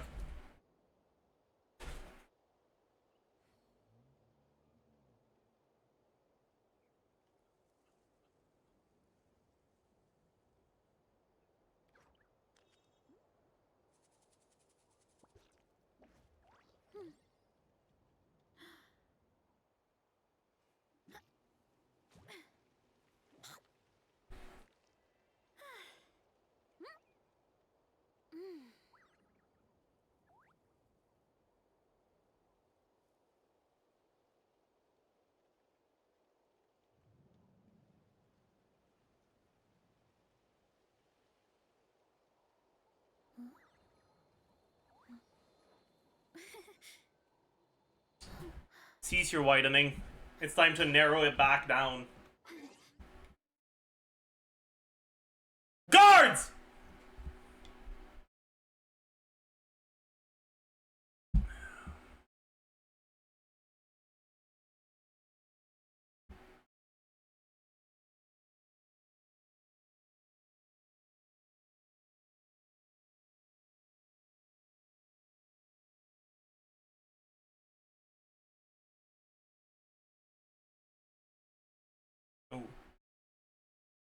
You watch this, chat? Zyog's doing Archon tier list and hating Dahlia.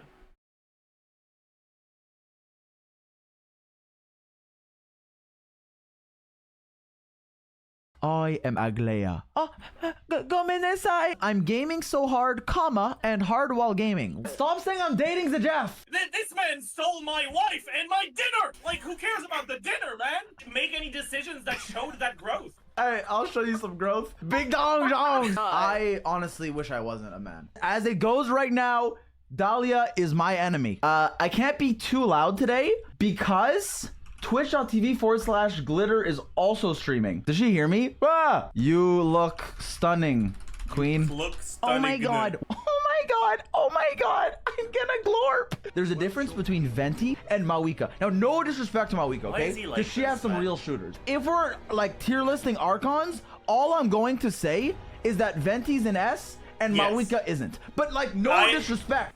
I agree. That's a good take, actually. That's a great take. Right? Like, characterization-wise, Venti's the best Archon, and it's not even fucking close. Alright? Rare Zajef77. It really is. Venti really is the best Archon. Farina is? No, she's not.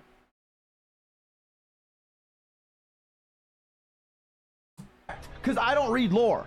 You are wrong, bro. Venti is the only thing that's bad about Venti is that we haven't seen him in like 4 years, and that he fucking sucks. But also, for what it's worth, Farina's here, and then Zhongli is also cool, but not the same tier. He's Xiao's dad. Then Raiden. Can I say something about Raiden? Can I say something about Raiden? Lore skip or take, mute the stream. I am not a big fan of her writing. Okay, I'm not, but I think she's pretty, so she's like kind of. I kind of want to put her here too. Does that make sense? Like, even though I think she's not as well written as Zhongli, I think like the what she's contributed to Genshin. He's implying that Zhongli's not pretty, by the way.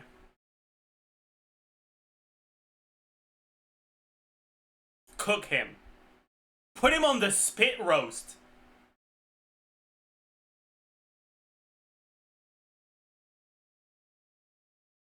Is actually undeniable. Now, you might be like, bro, you like type, right? Oh, but in the story quest, listen, bro. Do you know how many new players started playing because she pulled out a sword out of her fucking chest? Do you know? Like, that wasn't me. I was already playing. I'm just saying she gave a lot to the community. That's all I'm saying. Oh, Nahida. Oh my god, I forgot about Nahida. Okay, Nahida's goated.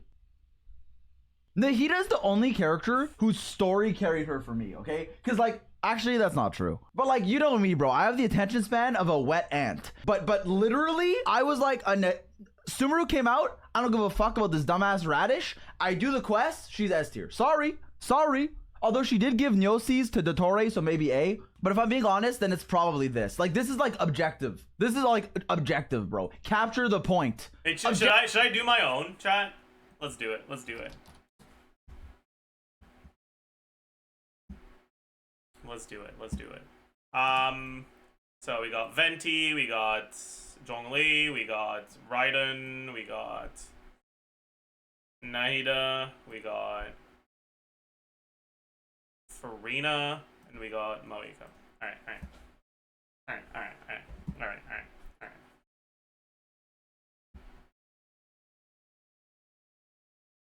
So, Venti's the best Archon by far. Alright? Like, I'm gonna be honest, Venti's alone in S tier, no one's in A tier.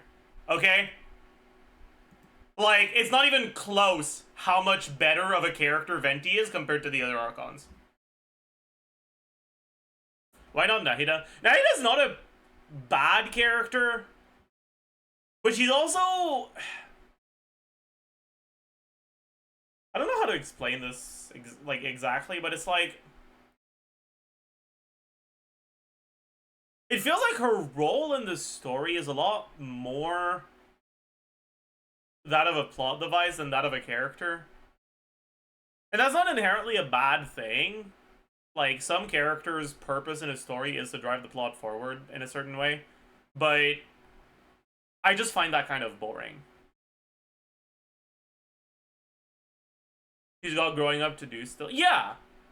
But we haven't been shown much of it yet, and until that happens, I just I think she's kind of whatever.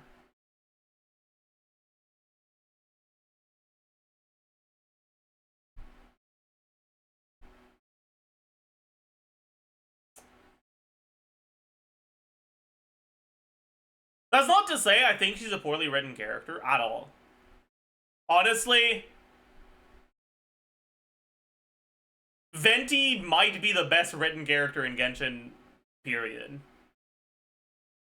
He's definitely one of the best ones.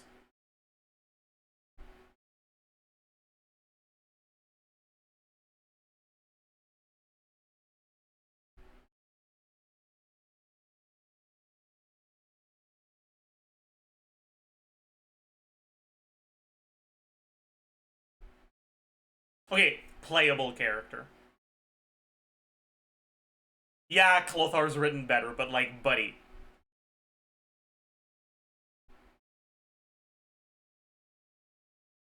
Care Bear don't count, man. Like you know it don't count. Anyways, I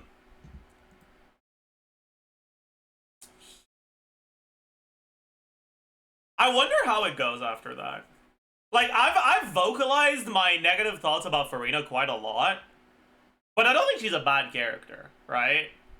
I think she's a little lacking, but Genshin characters often are.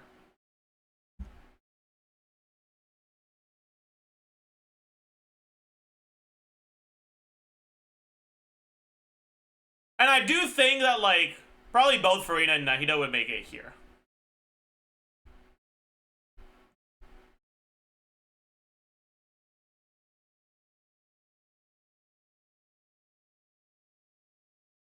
She has an amazing characterization.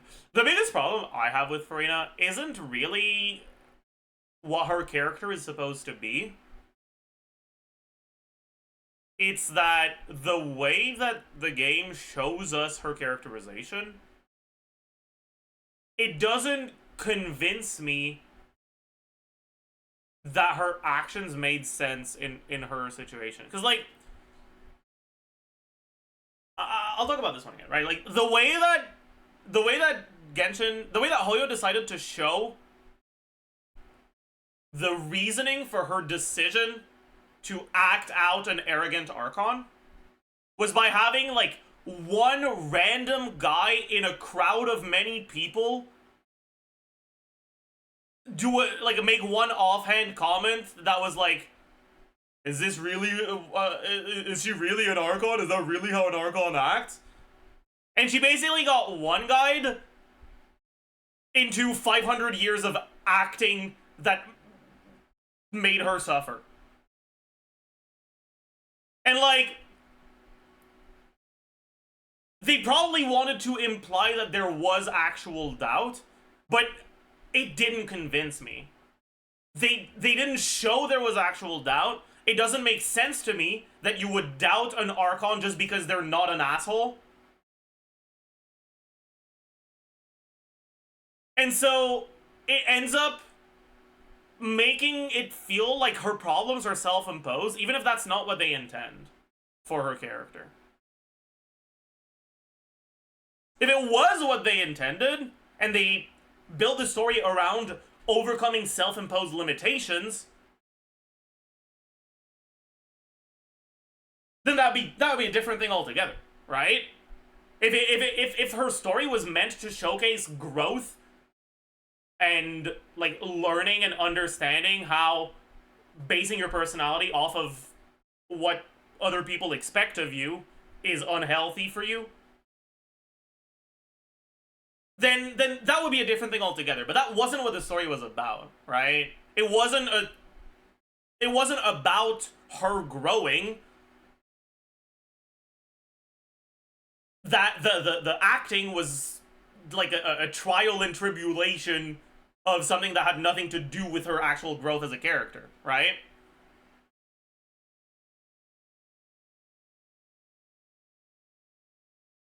And basically, I don't think it would have been impossible to properly convey that she was acting because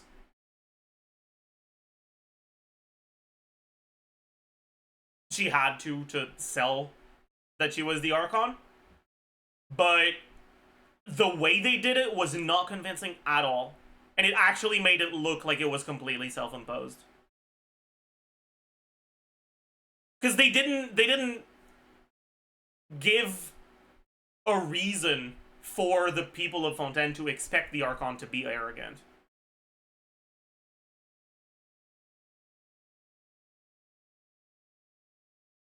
And so it didn't make sense to me that the people would give that much of a shit.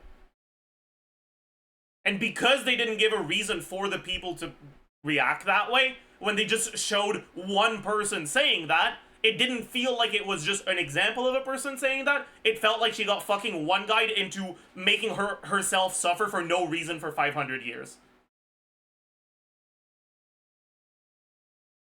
And that feels like an awful way to develop her character.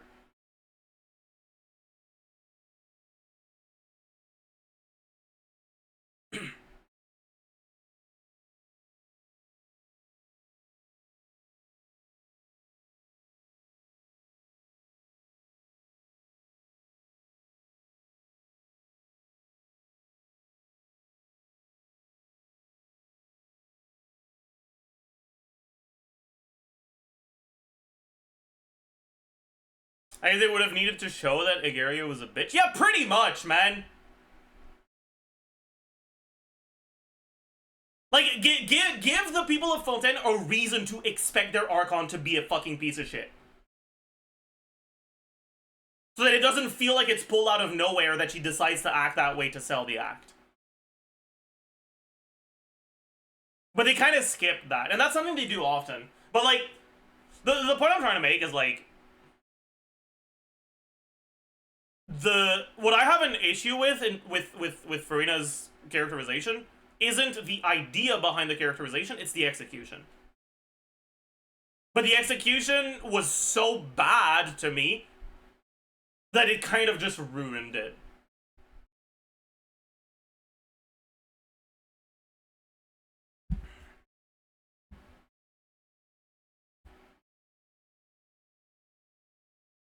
But even then, I still think she's like the second or third best Archon characterization-wise, right?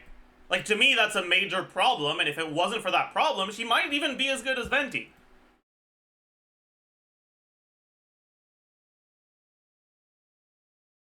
But even with that major problem, it's still a lot better than Raiden, who has nothing but major problems.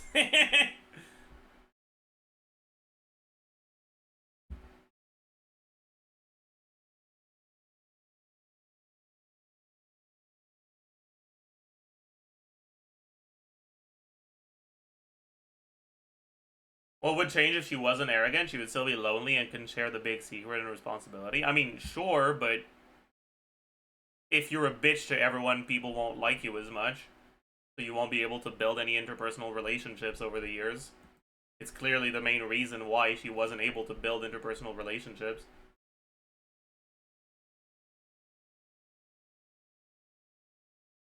Can you explain Venti? I've always seen him as a missing founder type. Okay, the idea that Venti doesn't care about his region is so fucking dumb to me. Like, it was explicitly shown to us that he fucking solved the problem with Dvalin. He is the one who fucking did the thing to solve the problem. Like, yeah, we helped, but Venti was there and he carried our ass. Like, he clearly does step in when he's needed.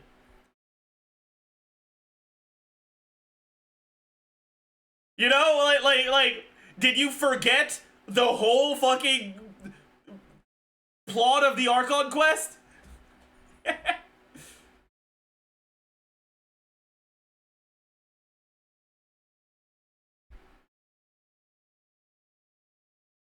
Like, yeah, he drinks a lot and he has fun, but he also lives in his region, and when there's problems, he fixes them.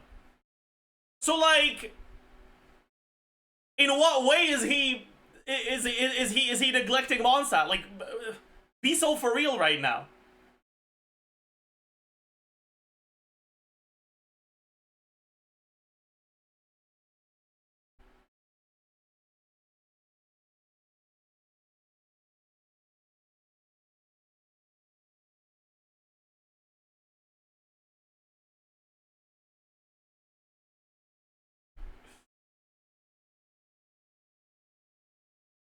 Are you judging them based on how well the character was written, or how much they helped their nation? How well they're written?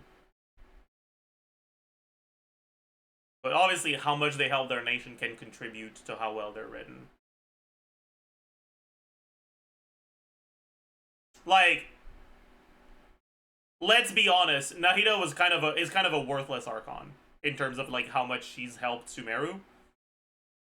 The only reason she's able to do anything is because of us. It's not her fault, you know. But she's not very useful.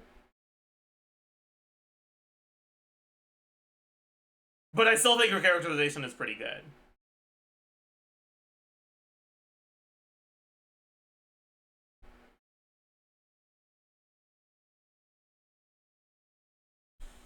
Anyways, and then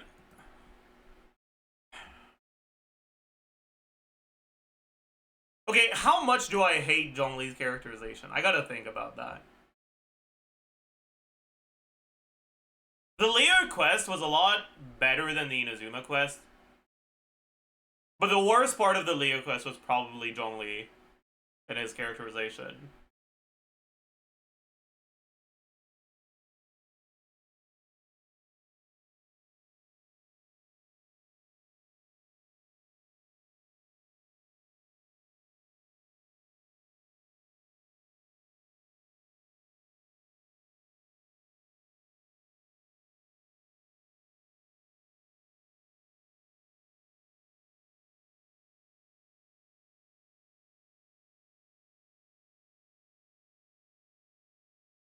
The thing was, he wanted to step down as an Archon.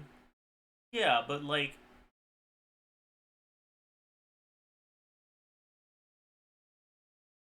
I don't know if I want to get into this one again. I think collaborating with terrorists to test whether the government you're trying to leave behind will be able to handle a crisis is probably not the best way to go about things.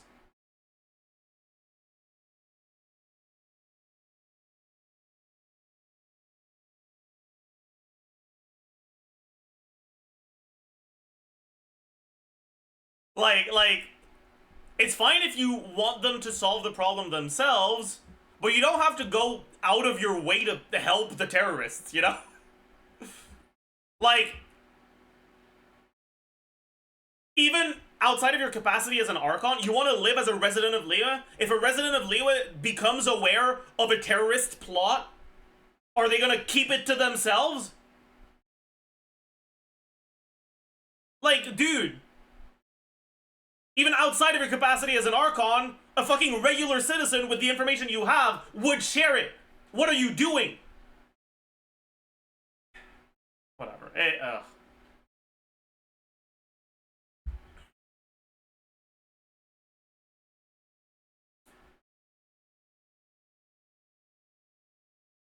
My Archon committed 9/11. Dude.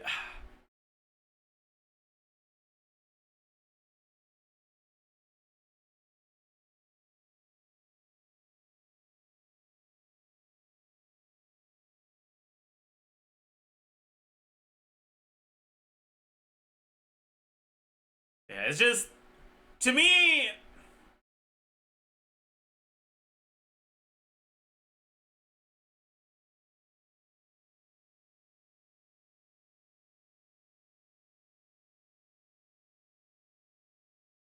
Zhongli is portrayed as overconfident and incompetent.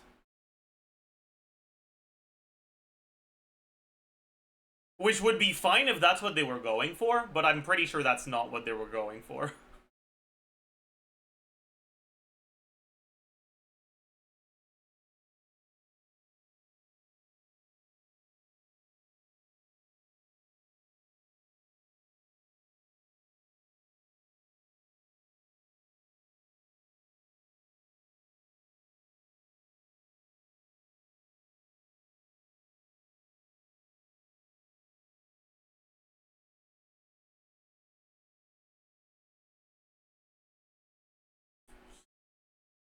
Anyways. And then Maoika. Honestly, the biggest problem with Maoika isn't really... Maoika doesn't have a major flaw, she's just boring as fuck.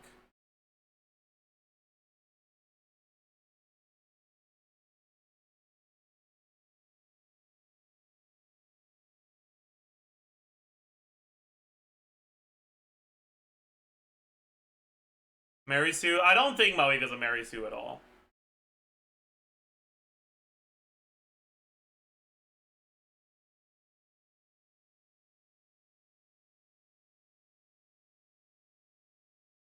Like, she's shown to have suffered quite a bit, and she's not really portrayed as the one that's solving a lot of the problems. Which is kind of just a byproduct of the writing glazing Traveler as much as it does. But, like, let's be honest, Maoika didn't do shit, man. It was all Traveler.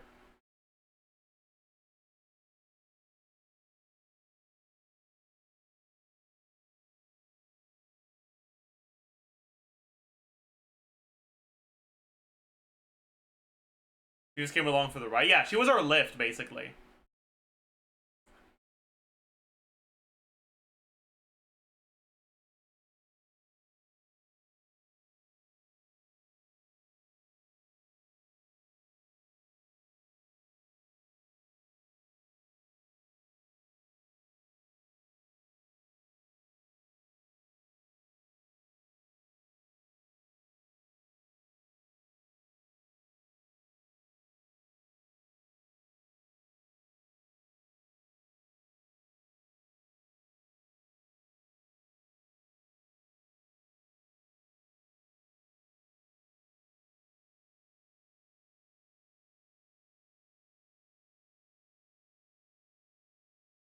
I think Natlan's crew being boring didn't help make Maoika interesting. Okay, to be honest, I don't know if I agree with Natlan's crew being boring. I think Kenichi and Wolani are kind of unlikable, but they're not really boring. I like Kachina. Shilonen's fine. Yansan's fine.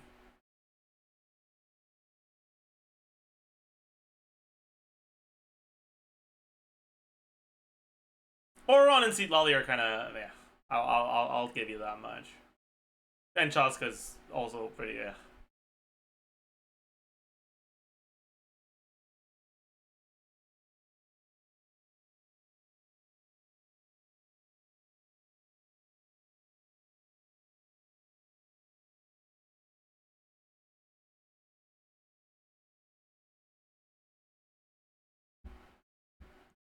Ahau's neat. Ahau is obviously the best one, but oh well.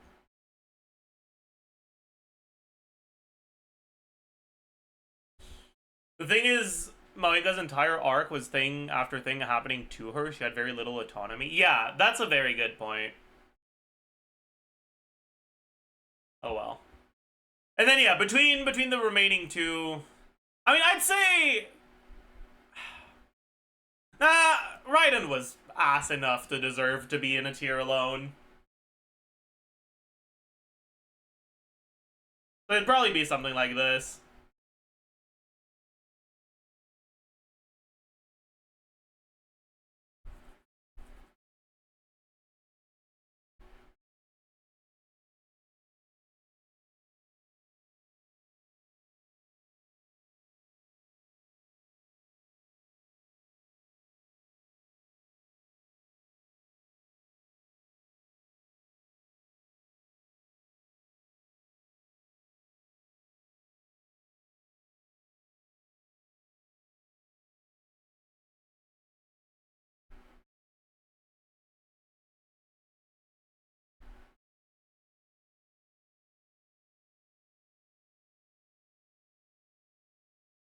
Why is Raiden so low?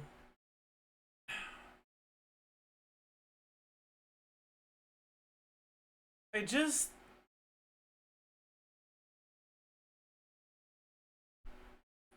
So, okay. The clear, like, intent for Raiden, like, story-wise, was to have her be an antagonist that ends up redeeming themselves in a way. In a way.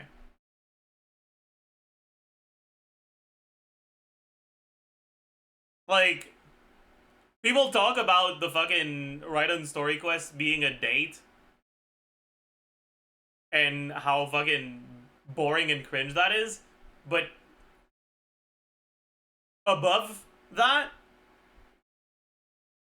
if you look at the reason why they made it a date, it's to humanize her and try to portray that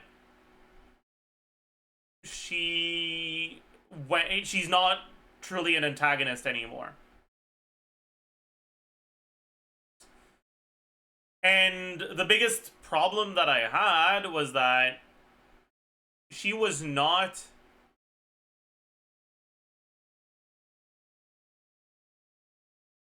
the redemption arc for her was boring and unconvincing.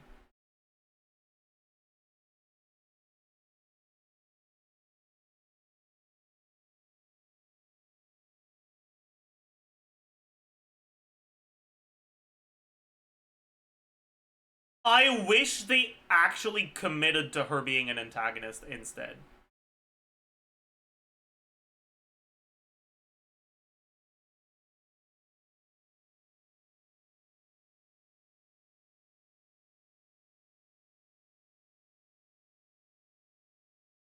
Feel the same way about Arlecchino? I half agree with that.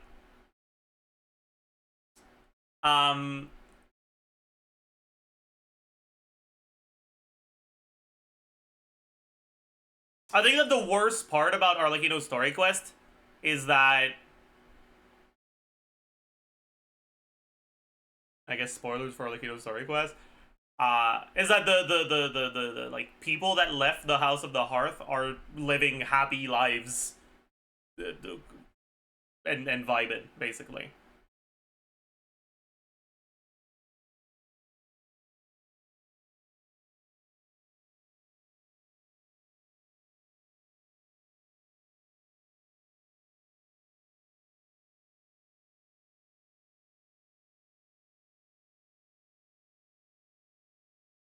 I much prefer the portrayal of Arlecchino as an antagonistic force that does not hesitate to do awful things to get to her goals, but who still somewhat cares about the country where she was raised. Like,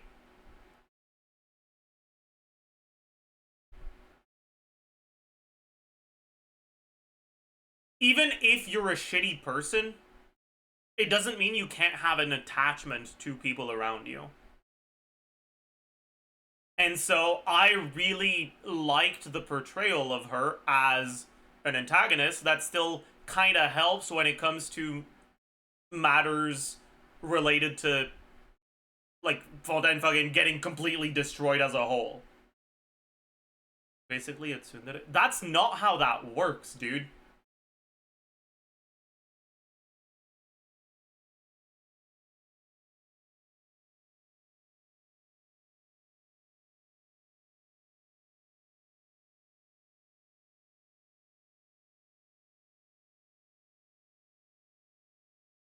Being a bad person, but still not wanting your country to get fucking genocided, is not...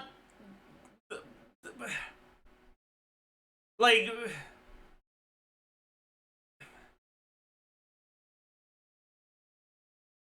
That's not...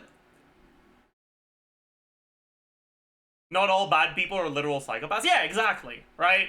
Like, I liked the portrayal of her as a competent, bad person who wasn't just entirely evil.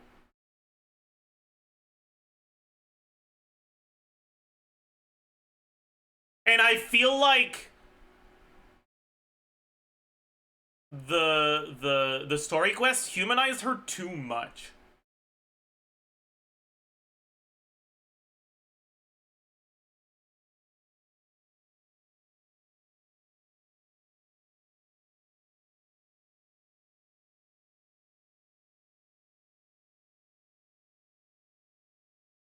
Wait, Arlecchino? Yeah. I liked Arlecchino much more before I did the story quest. Like, the way her very presence intimidated Farina so much was so sick.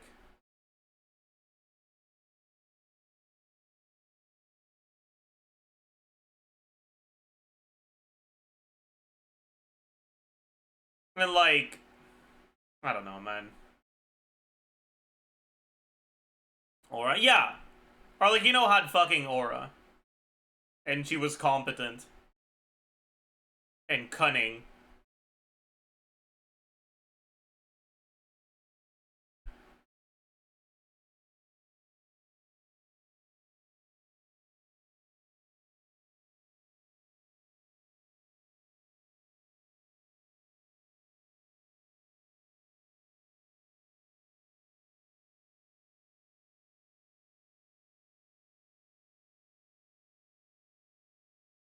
Anyways. Thoughts on Dottore? I don't have many thoughts on Dottore because he hasn't really been a major part of the story so far. Would. Okay, buddy. Calm down.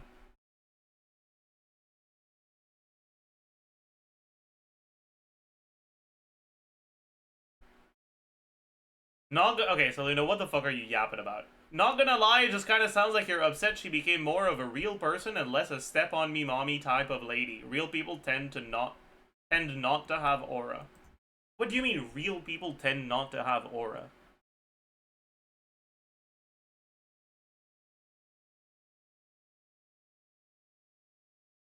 It was actually a plot relevant element of her characterization that she has aura.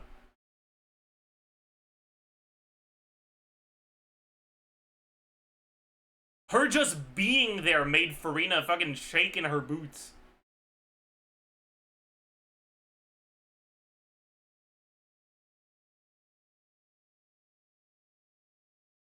And before her story quest, it made sense.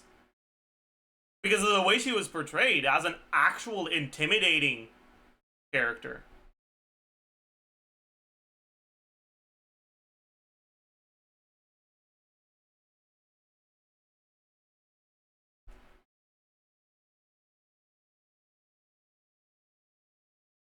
She was gonna murder her. That was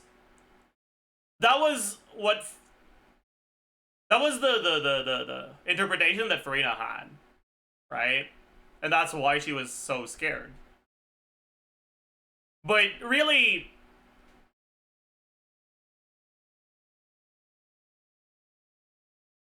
we don't know what exactly she was gonna do.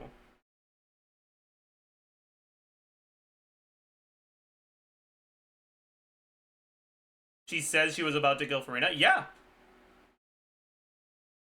Okay, I'm gonna... Hear me out, okay? I am good at Valorant. See, I've just done something, okay? I've just done something which is called lying. Alright? And I did that with the purpose of trying to make myself look better in your eyes. Now that you have been introduced to the concept of lying, let's examine Arlecchino telling Farina she was gonna kill her, or saying she was gonna kill Farina. Would there ever be a reason for Arlecchino to say she was gonna kill Farina, even if she wasn't? And the answer to that is yes. It makes her look more intimidating. It instills fear and functions as a way to strengthen her negotiating position.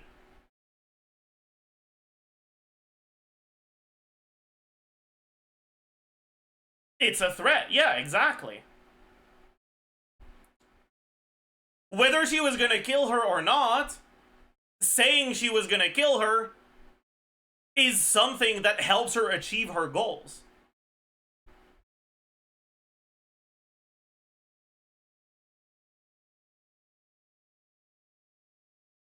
Is it possible that she actually would have killed her? Yeah, it is. But is her saying she was gonna kill her actual confirmation that that's what would have happened? No, it's not.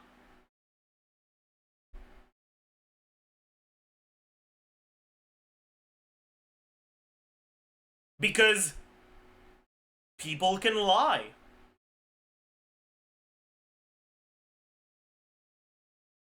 Also, the point is that even if it was a lie, it was believable. The story quest made it less. So yeah, exactly. That's the point I'm making. That's why I didn't like the story quest.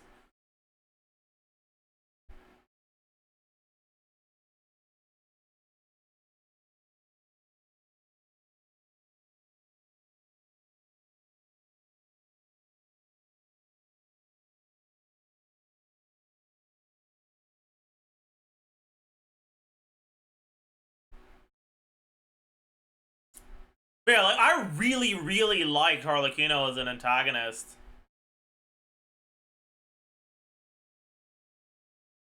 When she was portrayed as ruthless and cunning, and her story quest made her a lot more gray, I guess, which I think is a shame.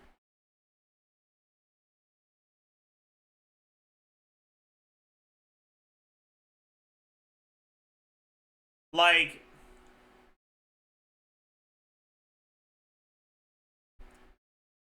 I feel like there's a difference between giving us the reasoning behind a character's action and trying to convince us that it's reasonable for them to take those actions.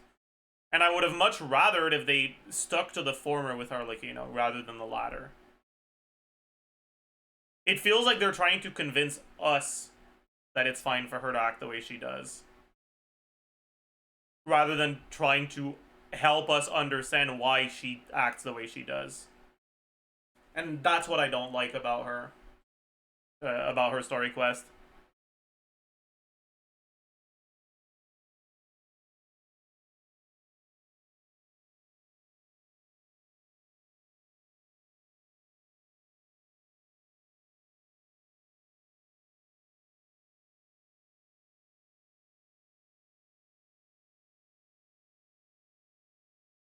Would you prefer if she punished or executed the children who broke the rules? Yeah.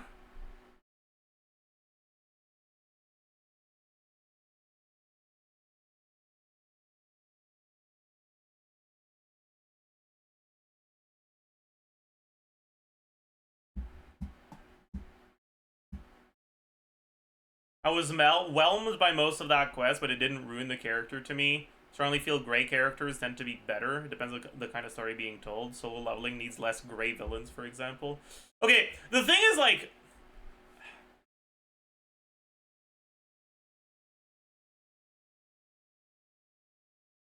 the problem, in my eyes, with Genshin's tendency to humanize their antagonists is that it feels like they're trying to make every character the same shade of gray.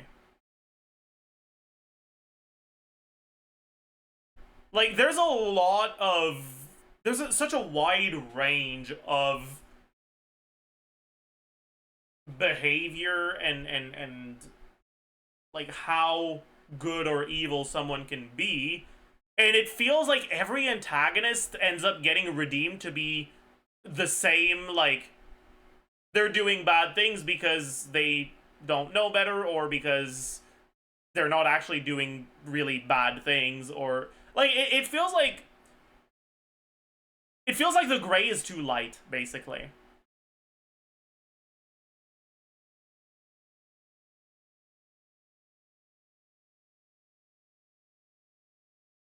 Which I guess is a very Hoyo thing to do.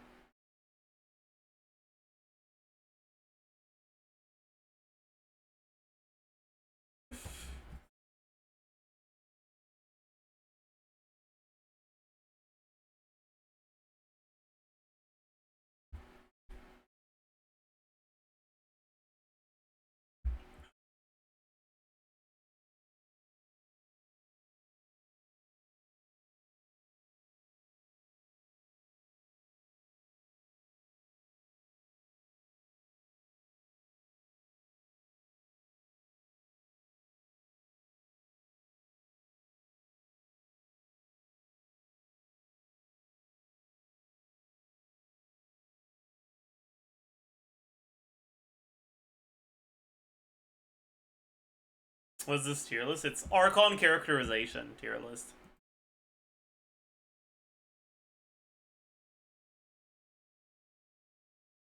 But that's in the context of playable characters. That Sumeru leader bitch Azar has no redeemable qualities. Okay, the thing is, like, yes, Azar is a character that is not portrayed as particularly light gray, but also Azar is an incredibly boring and one-dimensional character. You can have an evil character that's characterized in a complex way.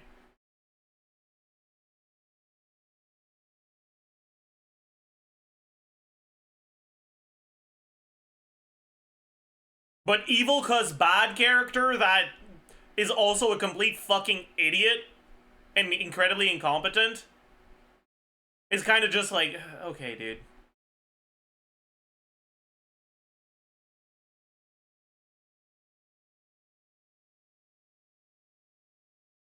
Who would you say is the most evil playable character? Ooh, good question.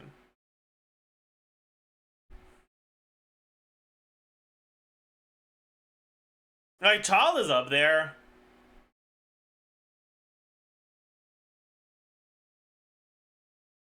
Siege win, true.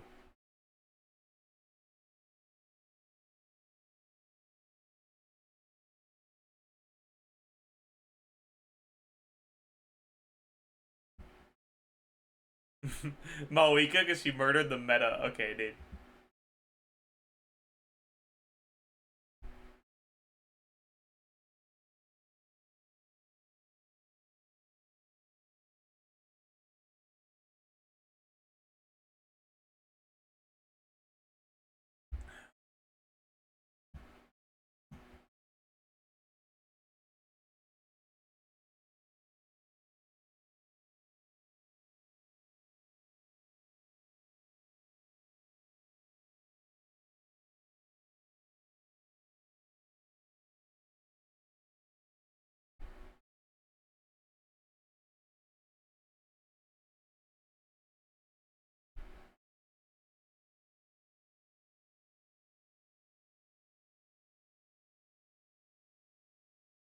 Is there even a morally gray character? I mean, sure. A lot of characters are morally gray.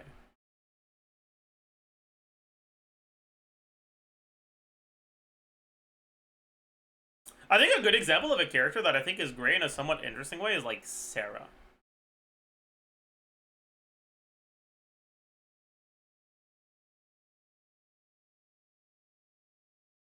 Because, like, Sarah is the means with which Raiden enforces her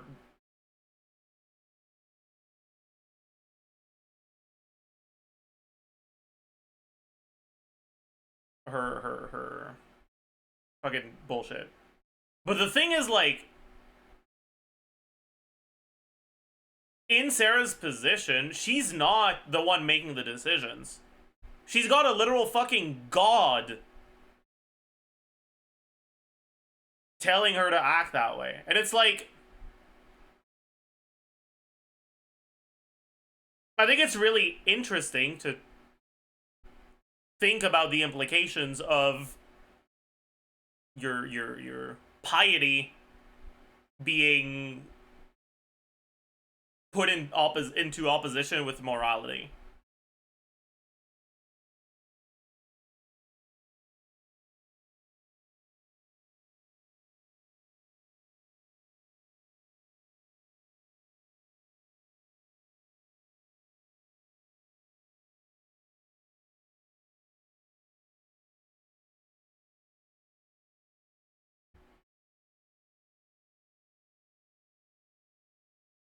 Sarah believed Raiden's orders were right and just up until the end. Yeah, and I think that's a very interesting way to have an antagonistic character.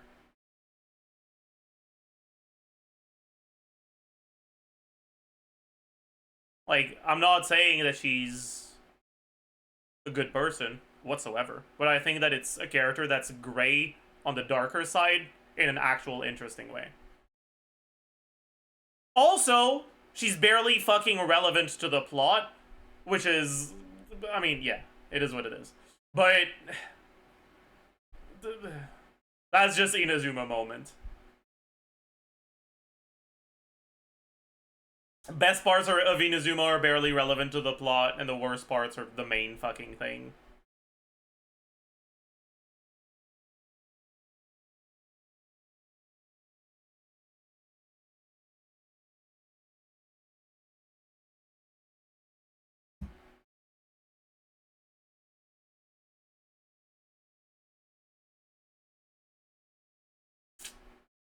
Anyways, let's keep watching this. Now that we've made our own. Objective spawn in 50 seconds. But anyways, it's probably this. I don't know about Mawika yet, bro. It's too early for me to tell, bro. Natlan just came out. I'm just saying she's not captivating me as much so far as like Farina did, okay? That's all I'm saying. Kanich? Yeah, he goes S tier. Even though he did fucking nothing. Admit you hate women? Brother, Farina's literally in the top tier. Nahita's, well, Greater Lord's a woman. Nahita's a kid, but I mean, she's a girl. And then Venti is literally a fucking, like, Venti could be whatever Venti wants. Isn't Venti's true form a glorp? Venti true form. It's like a little glorp. It's like a blue thing. A blorp. Look, bro. This is Venti. Kanich lost to an NPC with a shovel. Do you know? Okay, first of all, watch your fucking mouth. Second of all, that's because, is that true? I don't remember who he lost to. But listen, bro, that's because, okay, listen. That's because Ahau was holding him back, okay? That stupid fucking dragon was nerfing Kanich's power. If I was there next to Kanich, he wouldn't lose. You think they'll show Kaya's grandpa? They will show Dahlia? Bro. Oh. I don't care. If Xiao has no fans, then I am no longer on Earth and I am dead. If Dahlia has no haters, then I am no longer on Earth and I am dead. As it goes right now, okay, Dahlia. I hope Dahlia's fucking broken. Because I think it would be really funny. Is my enemy. Venti won't be voiced in 5.6. Dude, imagine if Dahlia ends up being a good support for Xiao.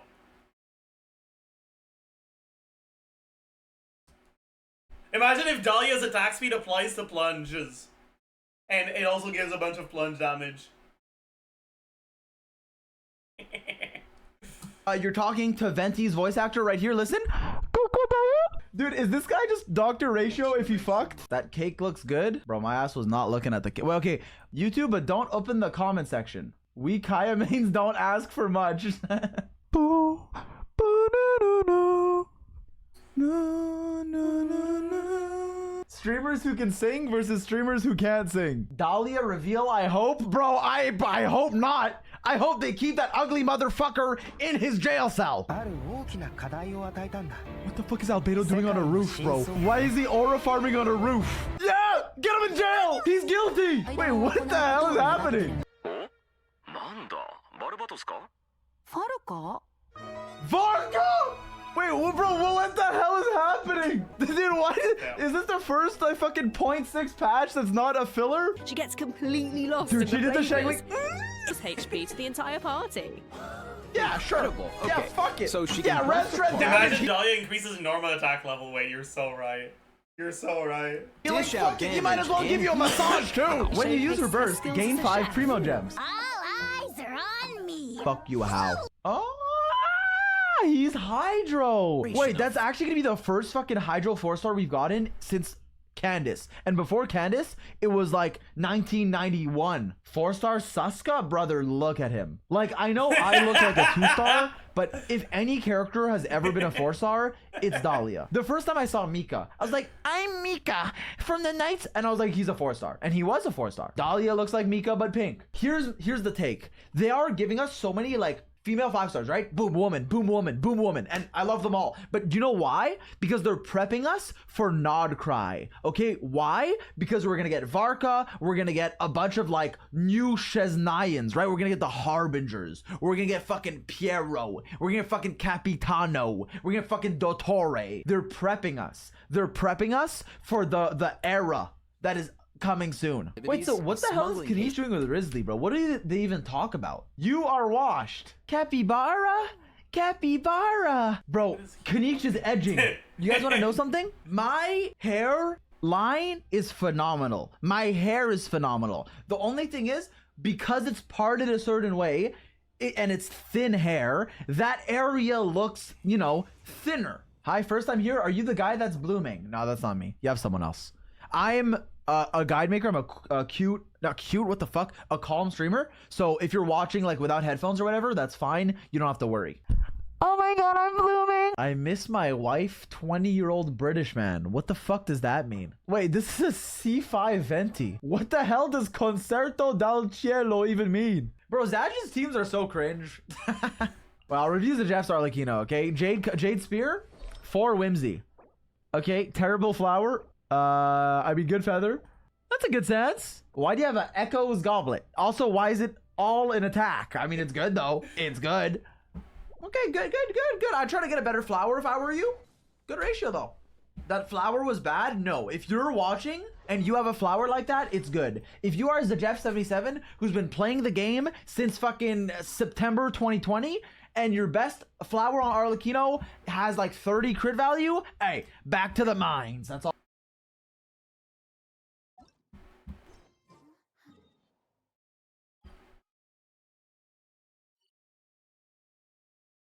To the mines we go.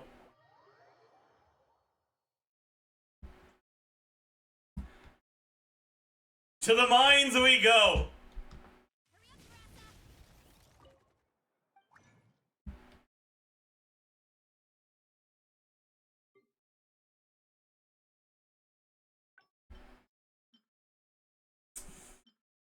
No.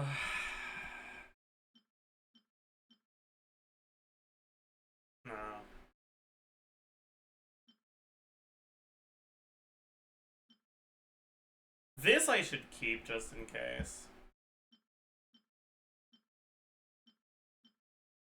This I'll keep as well. Who knows?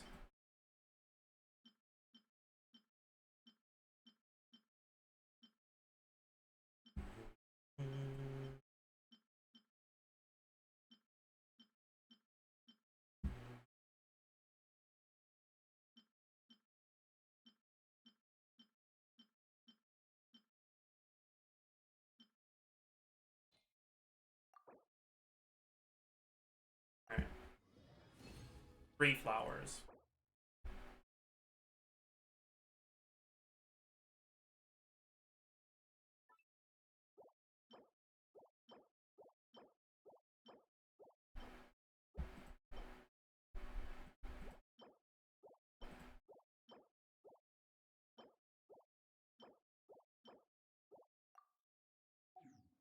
Well, we gotta check how this rolls. Crit? Not bad. Not bad.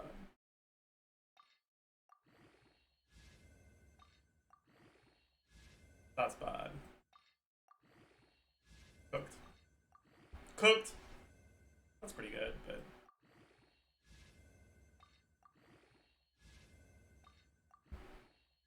I don't think it's an upgrade, but who cares?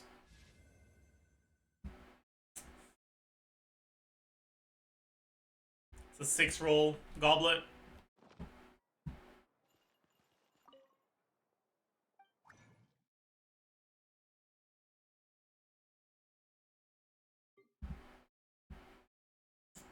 It might be a very small upgrade.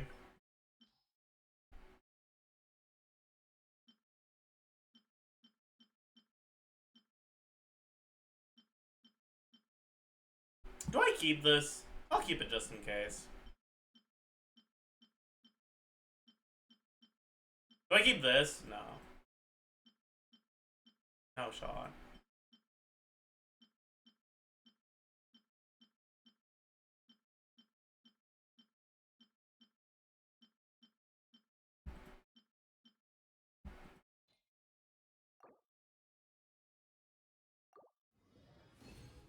Only 2 flowers this time.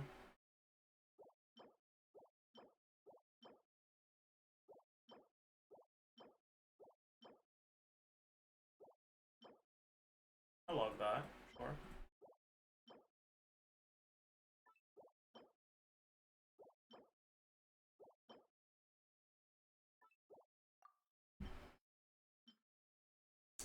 Do I log this?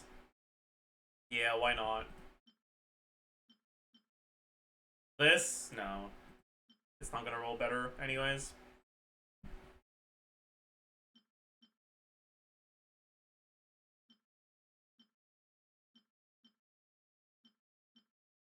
No.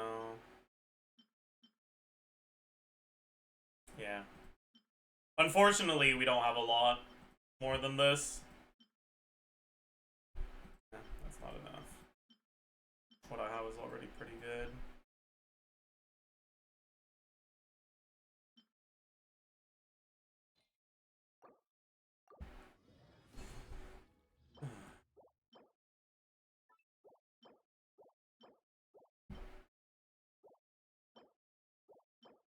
Wow.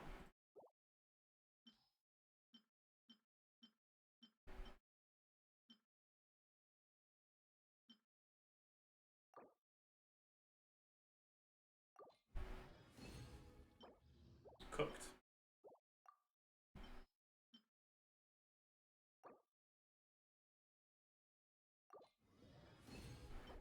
Cooked.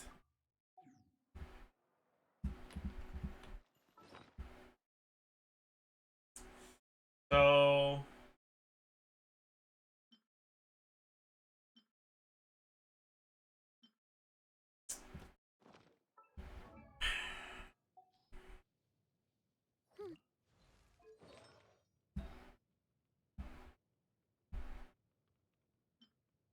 only one useful roll. This is 2 on a 4-liner. Let's see if this rolls well on 4. No.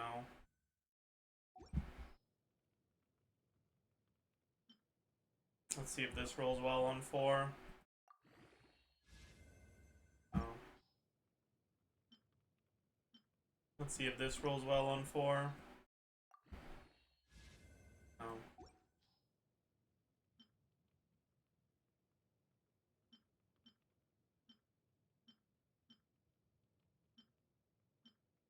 See if this rolls well on 4.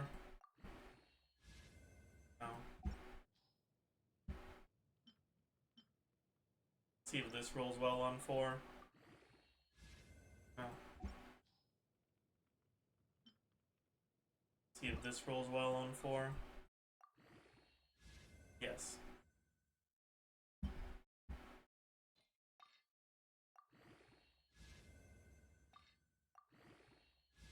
Fuck.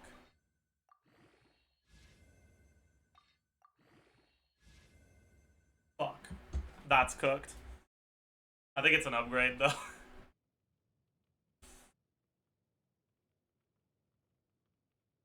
No, it's not. It's not an upgrade. Man.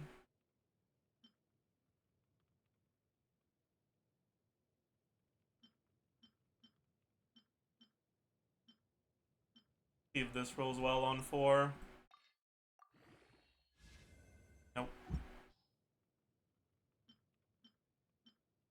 Let's see if this rolls well on 4. Kinda, but meh.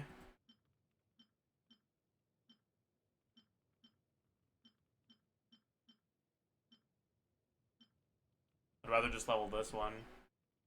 See if this rolls well on 4.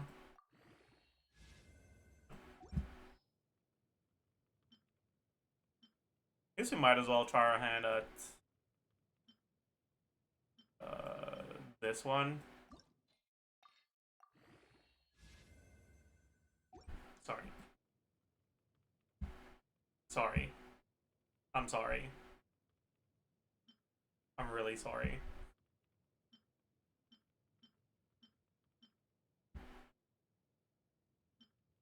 I'm sorry.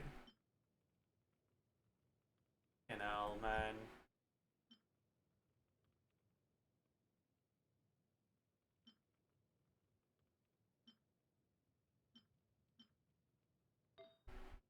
We're cooked.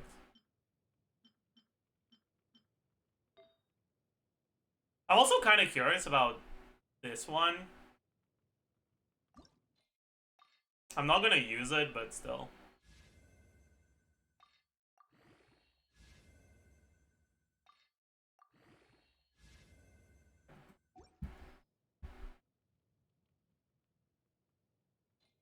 Well, I lost all my Mora.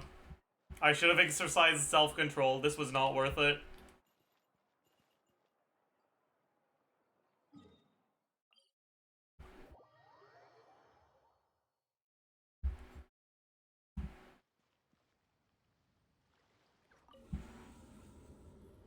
Nah, it was worth it. I had fun. Well, that's good to hear, I guess. I'm happy to hear it. Poggers.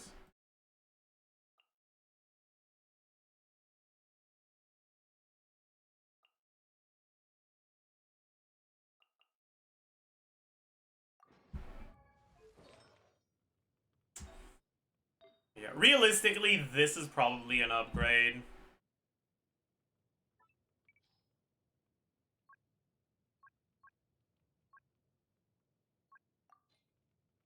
I do believe this one.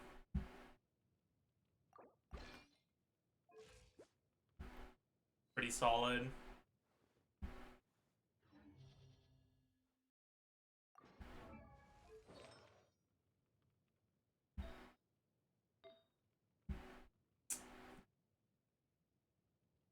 Yeah. Man. Yeah, the crit rate is a little low, so I feel like we're gonna get unlucky. But whatever. What do we play second side? Same two teams? Should we try to play something different?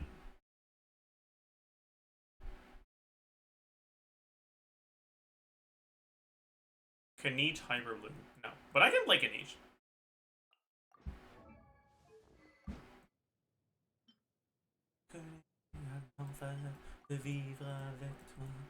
We will get our Joel on Mawika.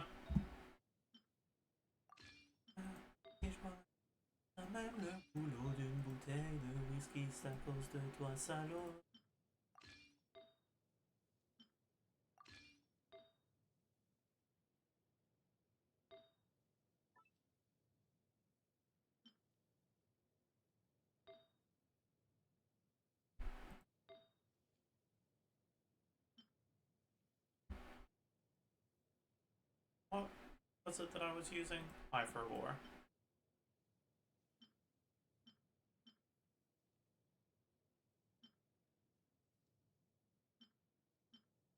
Right, it was this one.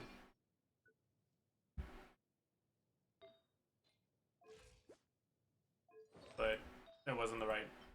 Yeah, it was this. Right? Yeah. More or less. And then.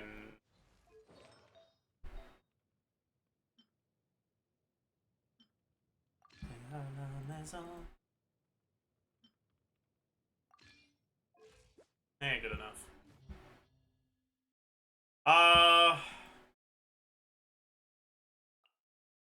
Yo. Is my immediate on Deepwood?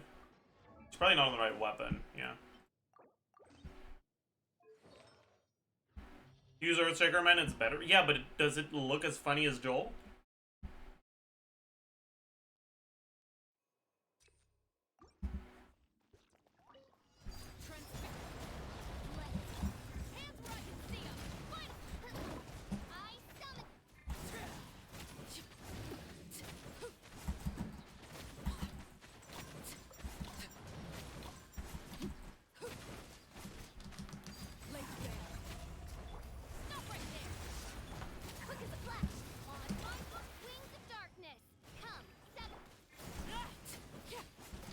Nice crit.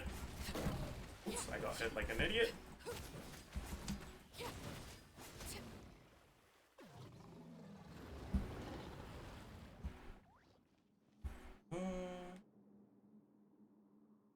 I'm too lazy to pre-stock, man.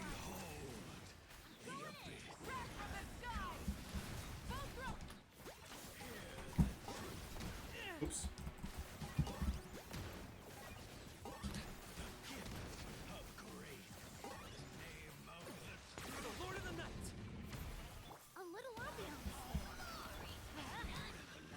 I got hit by that because I'm bad at the video game. Anyways, let's Joel it up a little.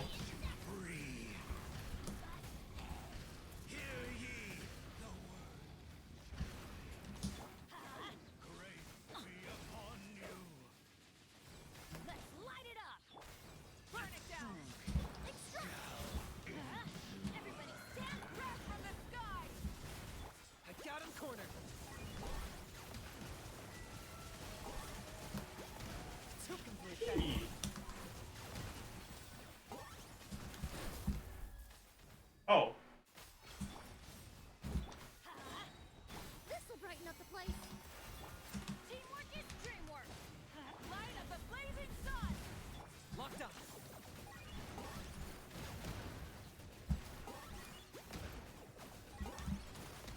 You fucking idiot.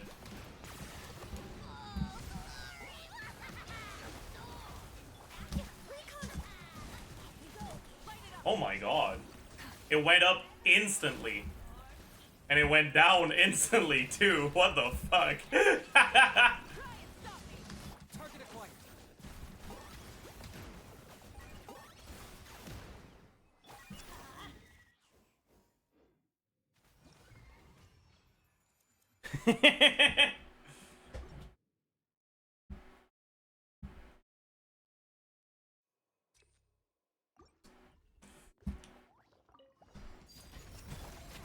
Stronger. Let's. You asked for it. Final warning.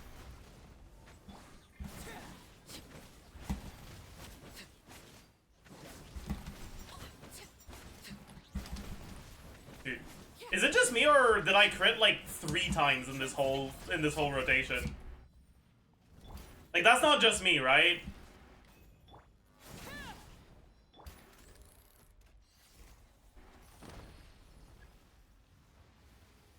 Oh, I'm bad.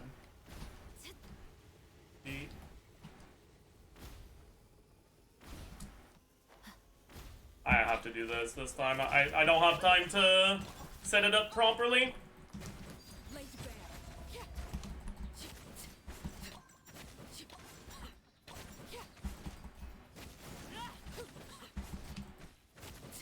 That's fine. Transfixed. Shadow Raven. Black Knight. Final warning.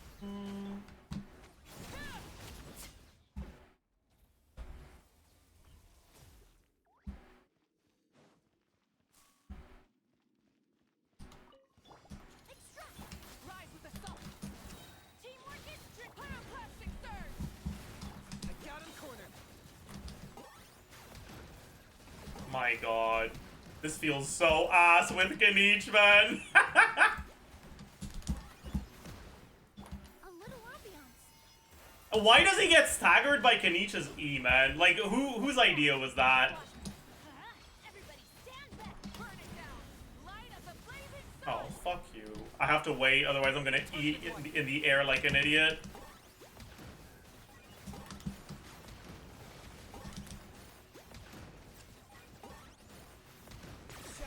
Did I do it in time?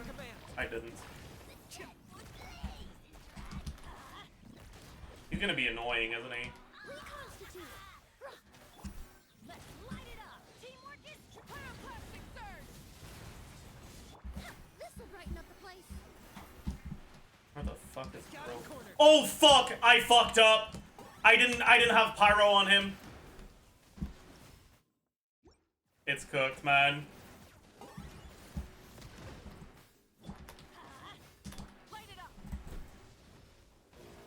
Oh. Never mind. It's not cooked. Going in. Light up the blazing sun. My Mauika E wasn't going. So I didn't expect to be able to survive. Or to beat it in time. For the Lord of the Night. A little ambiance. Oh, whatever. Rise with the sun. Full throttle. Whatever.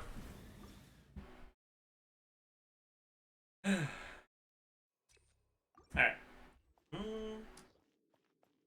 Dual blade banner? Wait, what do you mean? Stronger. Justice will prevail. Stop right. No rest. Okay, fuck you.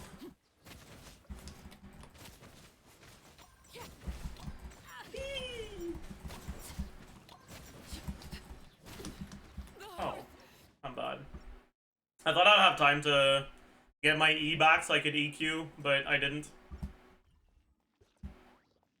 Quick as a flash. You asked for it. Final warning.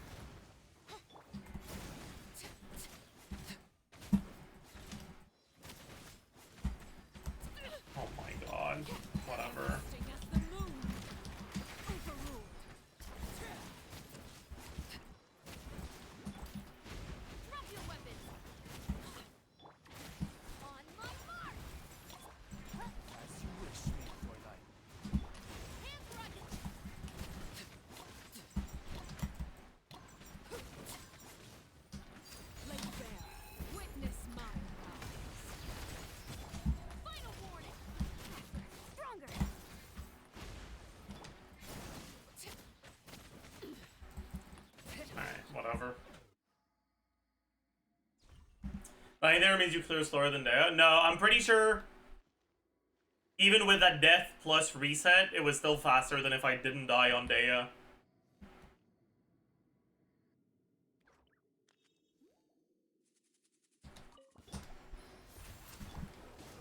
Everybody stand, burn it down. Wrath from the sky. I got him cornered.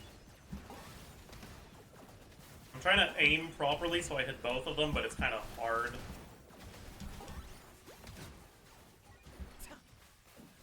This will brighten up the place. And I feel like my damage is low. Oh, you were right. It is Dull Blade Bennett. Light up the blazing sun. Target acquired.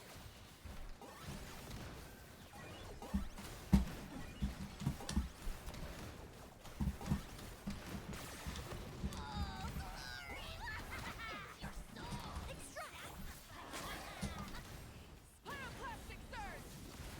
Everybody stand. I got him cornered.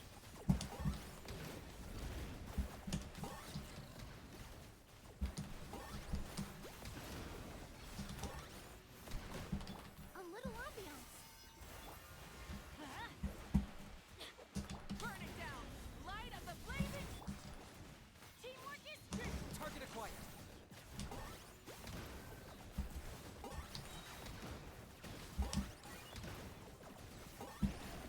That was a shadow of the past. Mine to command.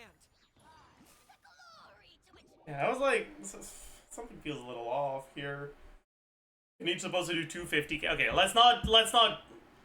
This team does not have 250k hits on Bennett, even with a proper build, or 250k hits on Kanishi, even with a proper build on Bennett. Let's calm down a little. There's that too, but oh well.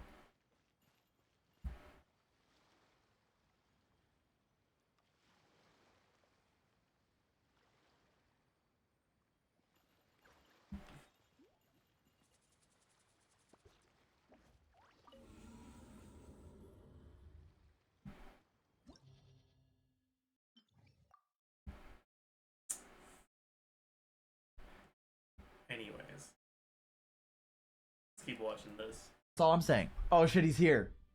Look, I said your build was good. I said your build was good. I just made fun of your flower. You want to call? No. Okay, why were you reviewing my Arlecchino? And what did I do to you, huh? I don't know. I'm sorry.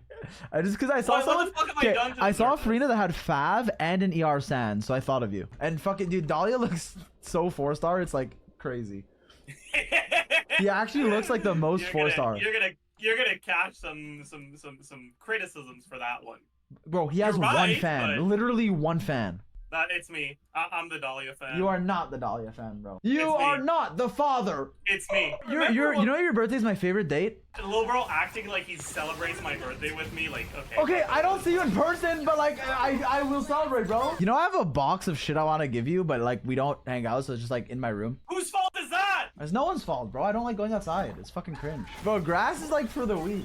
Like if you go outside, that's because your Genshin account's not good enough. Did you guys know that Nick literally hangs out more with his friends that live many hours away than with me, even though we live 10 minutes away from each Yeah, other? you know why, buddy? Because you don't fucking come. Okay, pause. Go Because out. you're not trying hard enough. Okay, nah, don't say that, bro. Which pet do you think is more annoying between Ahau and Sijuan? Definitely a how. I don't mind Seadrid. I just think she should have been like a 4-star. Why the fuck is your Skyrider level 80? Wait, movement speed increases based. I should run this. Okay, thoughts on my take, which isn't even a take. This is gonna be ultimate clickbait, bro. A new era of Genshin Impact, bro. The days where you go Shilin and Kazuha Bennett everywhere are gone. We're entering the They niche are. support era. You're like 3 months behind on this one. Yeah, but like Escoffier, it was just leaks before, bro. I couldn't talk. Even before Escoffier. Well, yeah, Silali, like, but Lolly. But Silali was just like, she just like, okay, you know, let me tickle you a little bit. Here's like, here's some melt stuff. Here's some melt stuff. Now, oh, freeze, tickle bro. you. Well, I'm large. tall and I'm like large. I don't fit through door frames.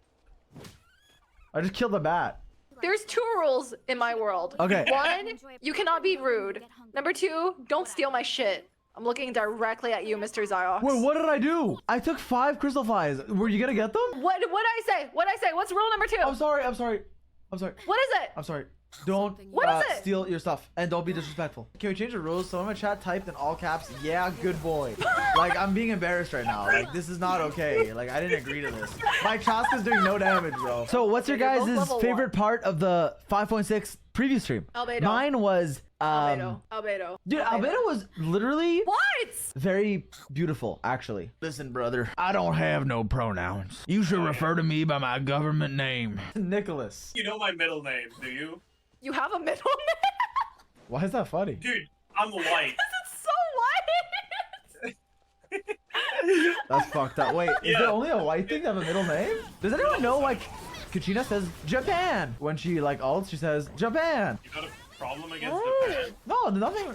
Obviously not. I literally play weeaboo games. Unlucky flower, unlucky sands, unlucky goblet. Go next. You know what? Fine. I'll get a good piece right fucking now. Get it, bro. And once I do, I'll look down on you because you're a loser and my Shao set is better than yours. Yo, my Vermilion is better than any Long Night's Oath in the game right now. They're talking about getting good pieces, but we just hit the lottery, bro. Oh, what does that mean? That's an attack circlet. Fine. So? Oh, go Minesai. I'm sorry, bro. I'm sorry. I guess you You could guys say I'm doing the well? alpha Shut the fuck up. in this call. No, you're not. No, you're not. Wait, You're yes, literally I the am. shortest one out of all three of us. That is true. You're No, literally the shortest one. no, maybe I'm short, but. Okay, I'm not. But even I don't know why I said maybe I'm short. What the hell? Freudian slip? I'm not even short. Yeah, okay, but Sigmund Freud was just yapping, bro. He was like, "Ooh, you want to fuck your mother and kill your father? I'm Sigmund Freud." Okay, can bro. you like Listen, bro. at least keep this at least like PG-15? Okay, but that's Please, I'm not psychology. asking Like for you much. learn that in school. I may be tall, but it's about mannerisms. Okay, it's the energy and the vibe. Wait, 10 gifted and I mute him? Wait, deal. No one's gonna give 10 gifted to mute me, bro. Yo, there's Yeah. no fucking way. Are you serious, man? Yo, I got it too. Wait, you both got gifted 10? Bye, Nick! Alright. Listen, I main Shao, who has more aura than the characters that both of you main combined. Ooh, your favorite character is kind of like Jin Woo from Solo Leveling. How amazing! I'm so jealous.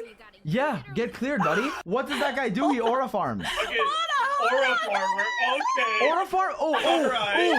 Ooh, my favorite character is fucking Potential Man. Ooh, I'm fucking well ridden. Wow, okay, congrats, buddy. You have good writing. Yeah. It's a good. It's funny, man. What do you want me to say? It's a funny joke.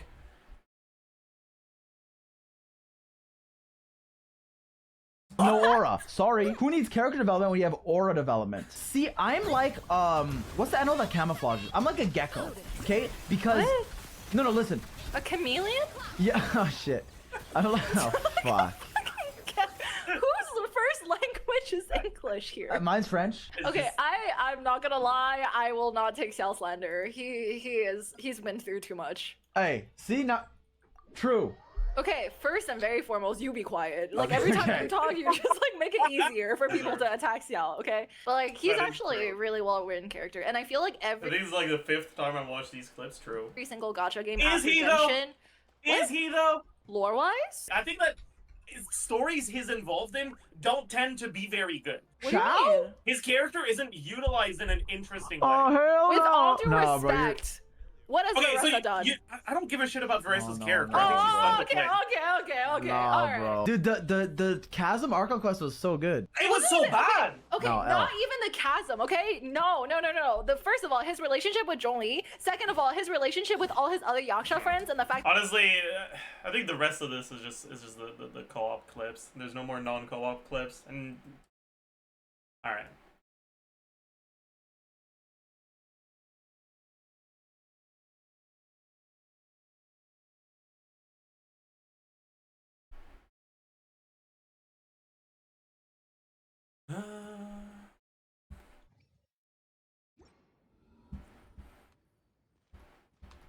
Today's title? Yeah, I think that was a lie, actually.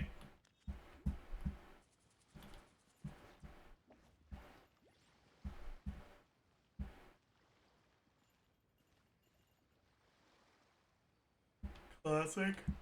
Yeah, it do be like that.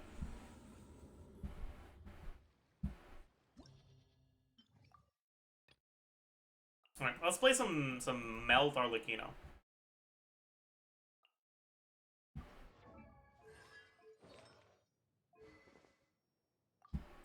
never gonna accept his descendants, right?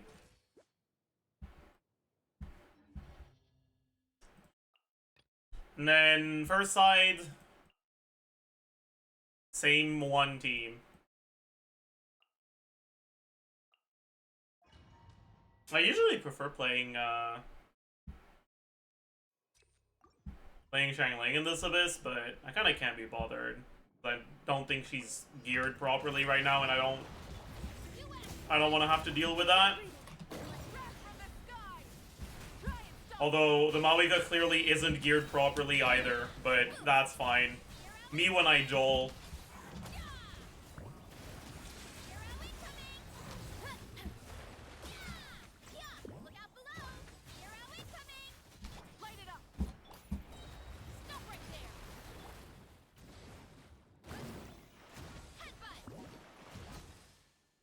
Me when I Joel. Alright.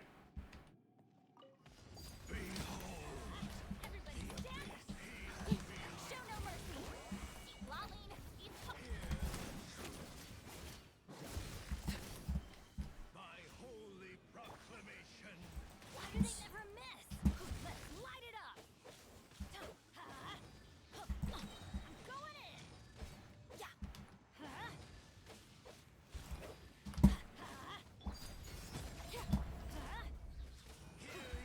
We go. Let's light it up.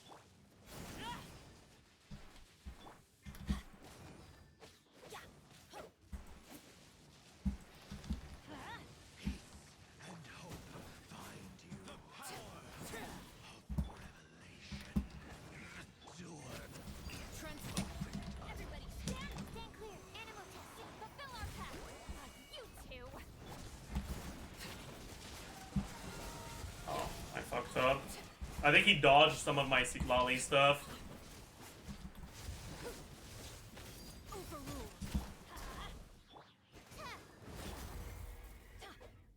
Let's light it up. I'm going in. Show no mercy. Eh, I don't need to. Absorption test. I want to get my ult back. Alright. Transfixed. Cool. Seahorse is annoying, but the rest will be fine.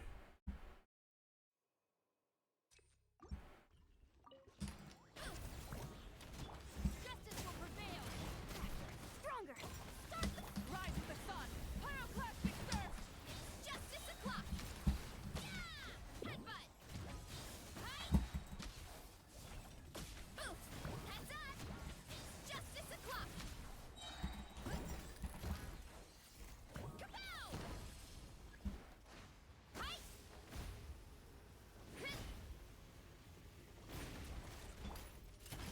Control breathing. On. Burn it down. Wrath from the sky. Hero incoming. Yeah. Yeah.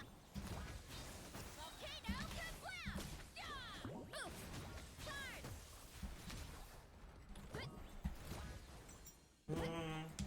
Hero incoming. Headbutt. Okay.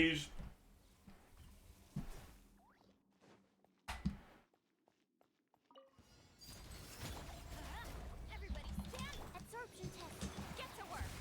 Eat Laline. Eat Papa. Where's my crit?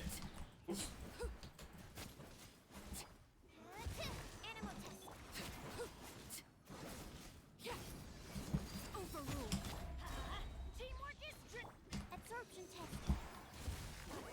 He's gonna dip, isn't he? He didn't dip. He dipped.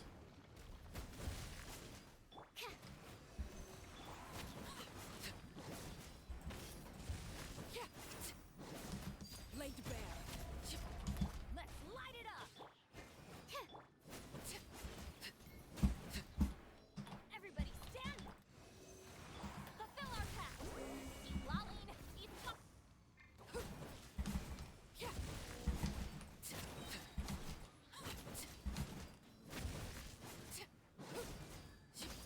Overruled. Overruled. Bucko.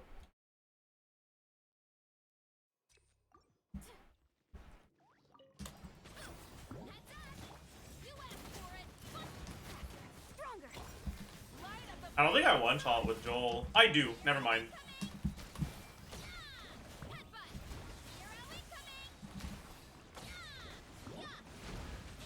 Oh, fuck.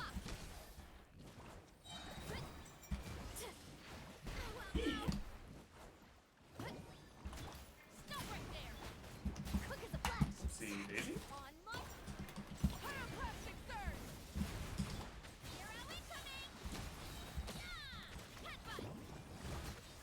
That was kind of sloppy, but it worked out.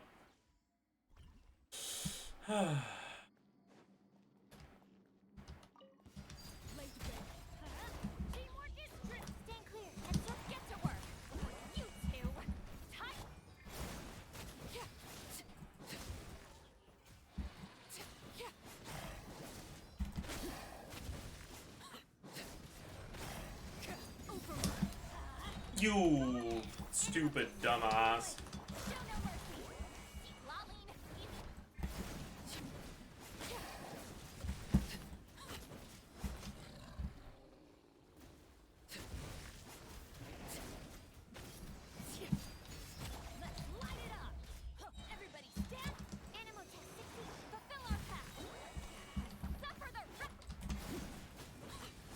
Crit mod check? Crit mod check? Oh my god. I crit like one of my melts this chamber? My goodness. 75 crit rate is not enough, man. Fucking hell.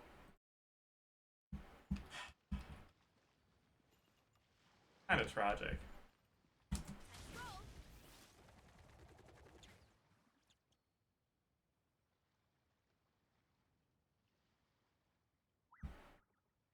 Alright. I think that's gonna be it for today, honestly. Tomorrow we'll actually do the Chronicled Witch stuff that I wanted to do.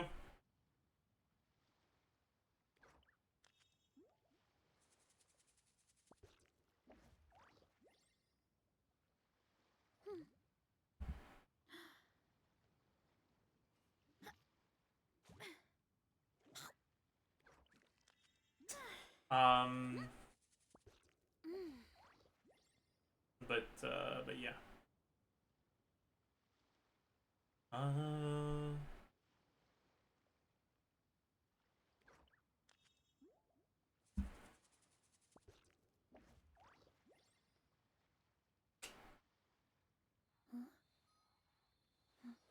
Honestly, I can't be bothered doing a raid today. I'll just see you guys tomorrow.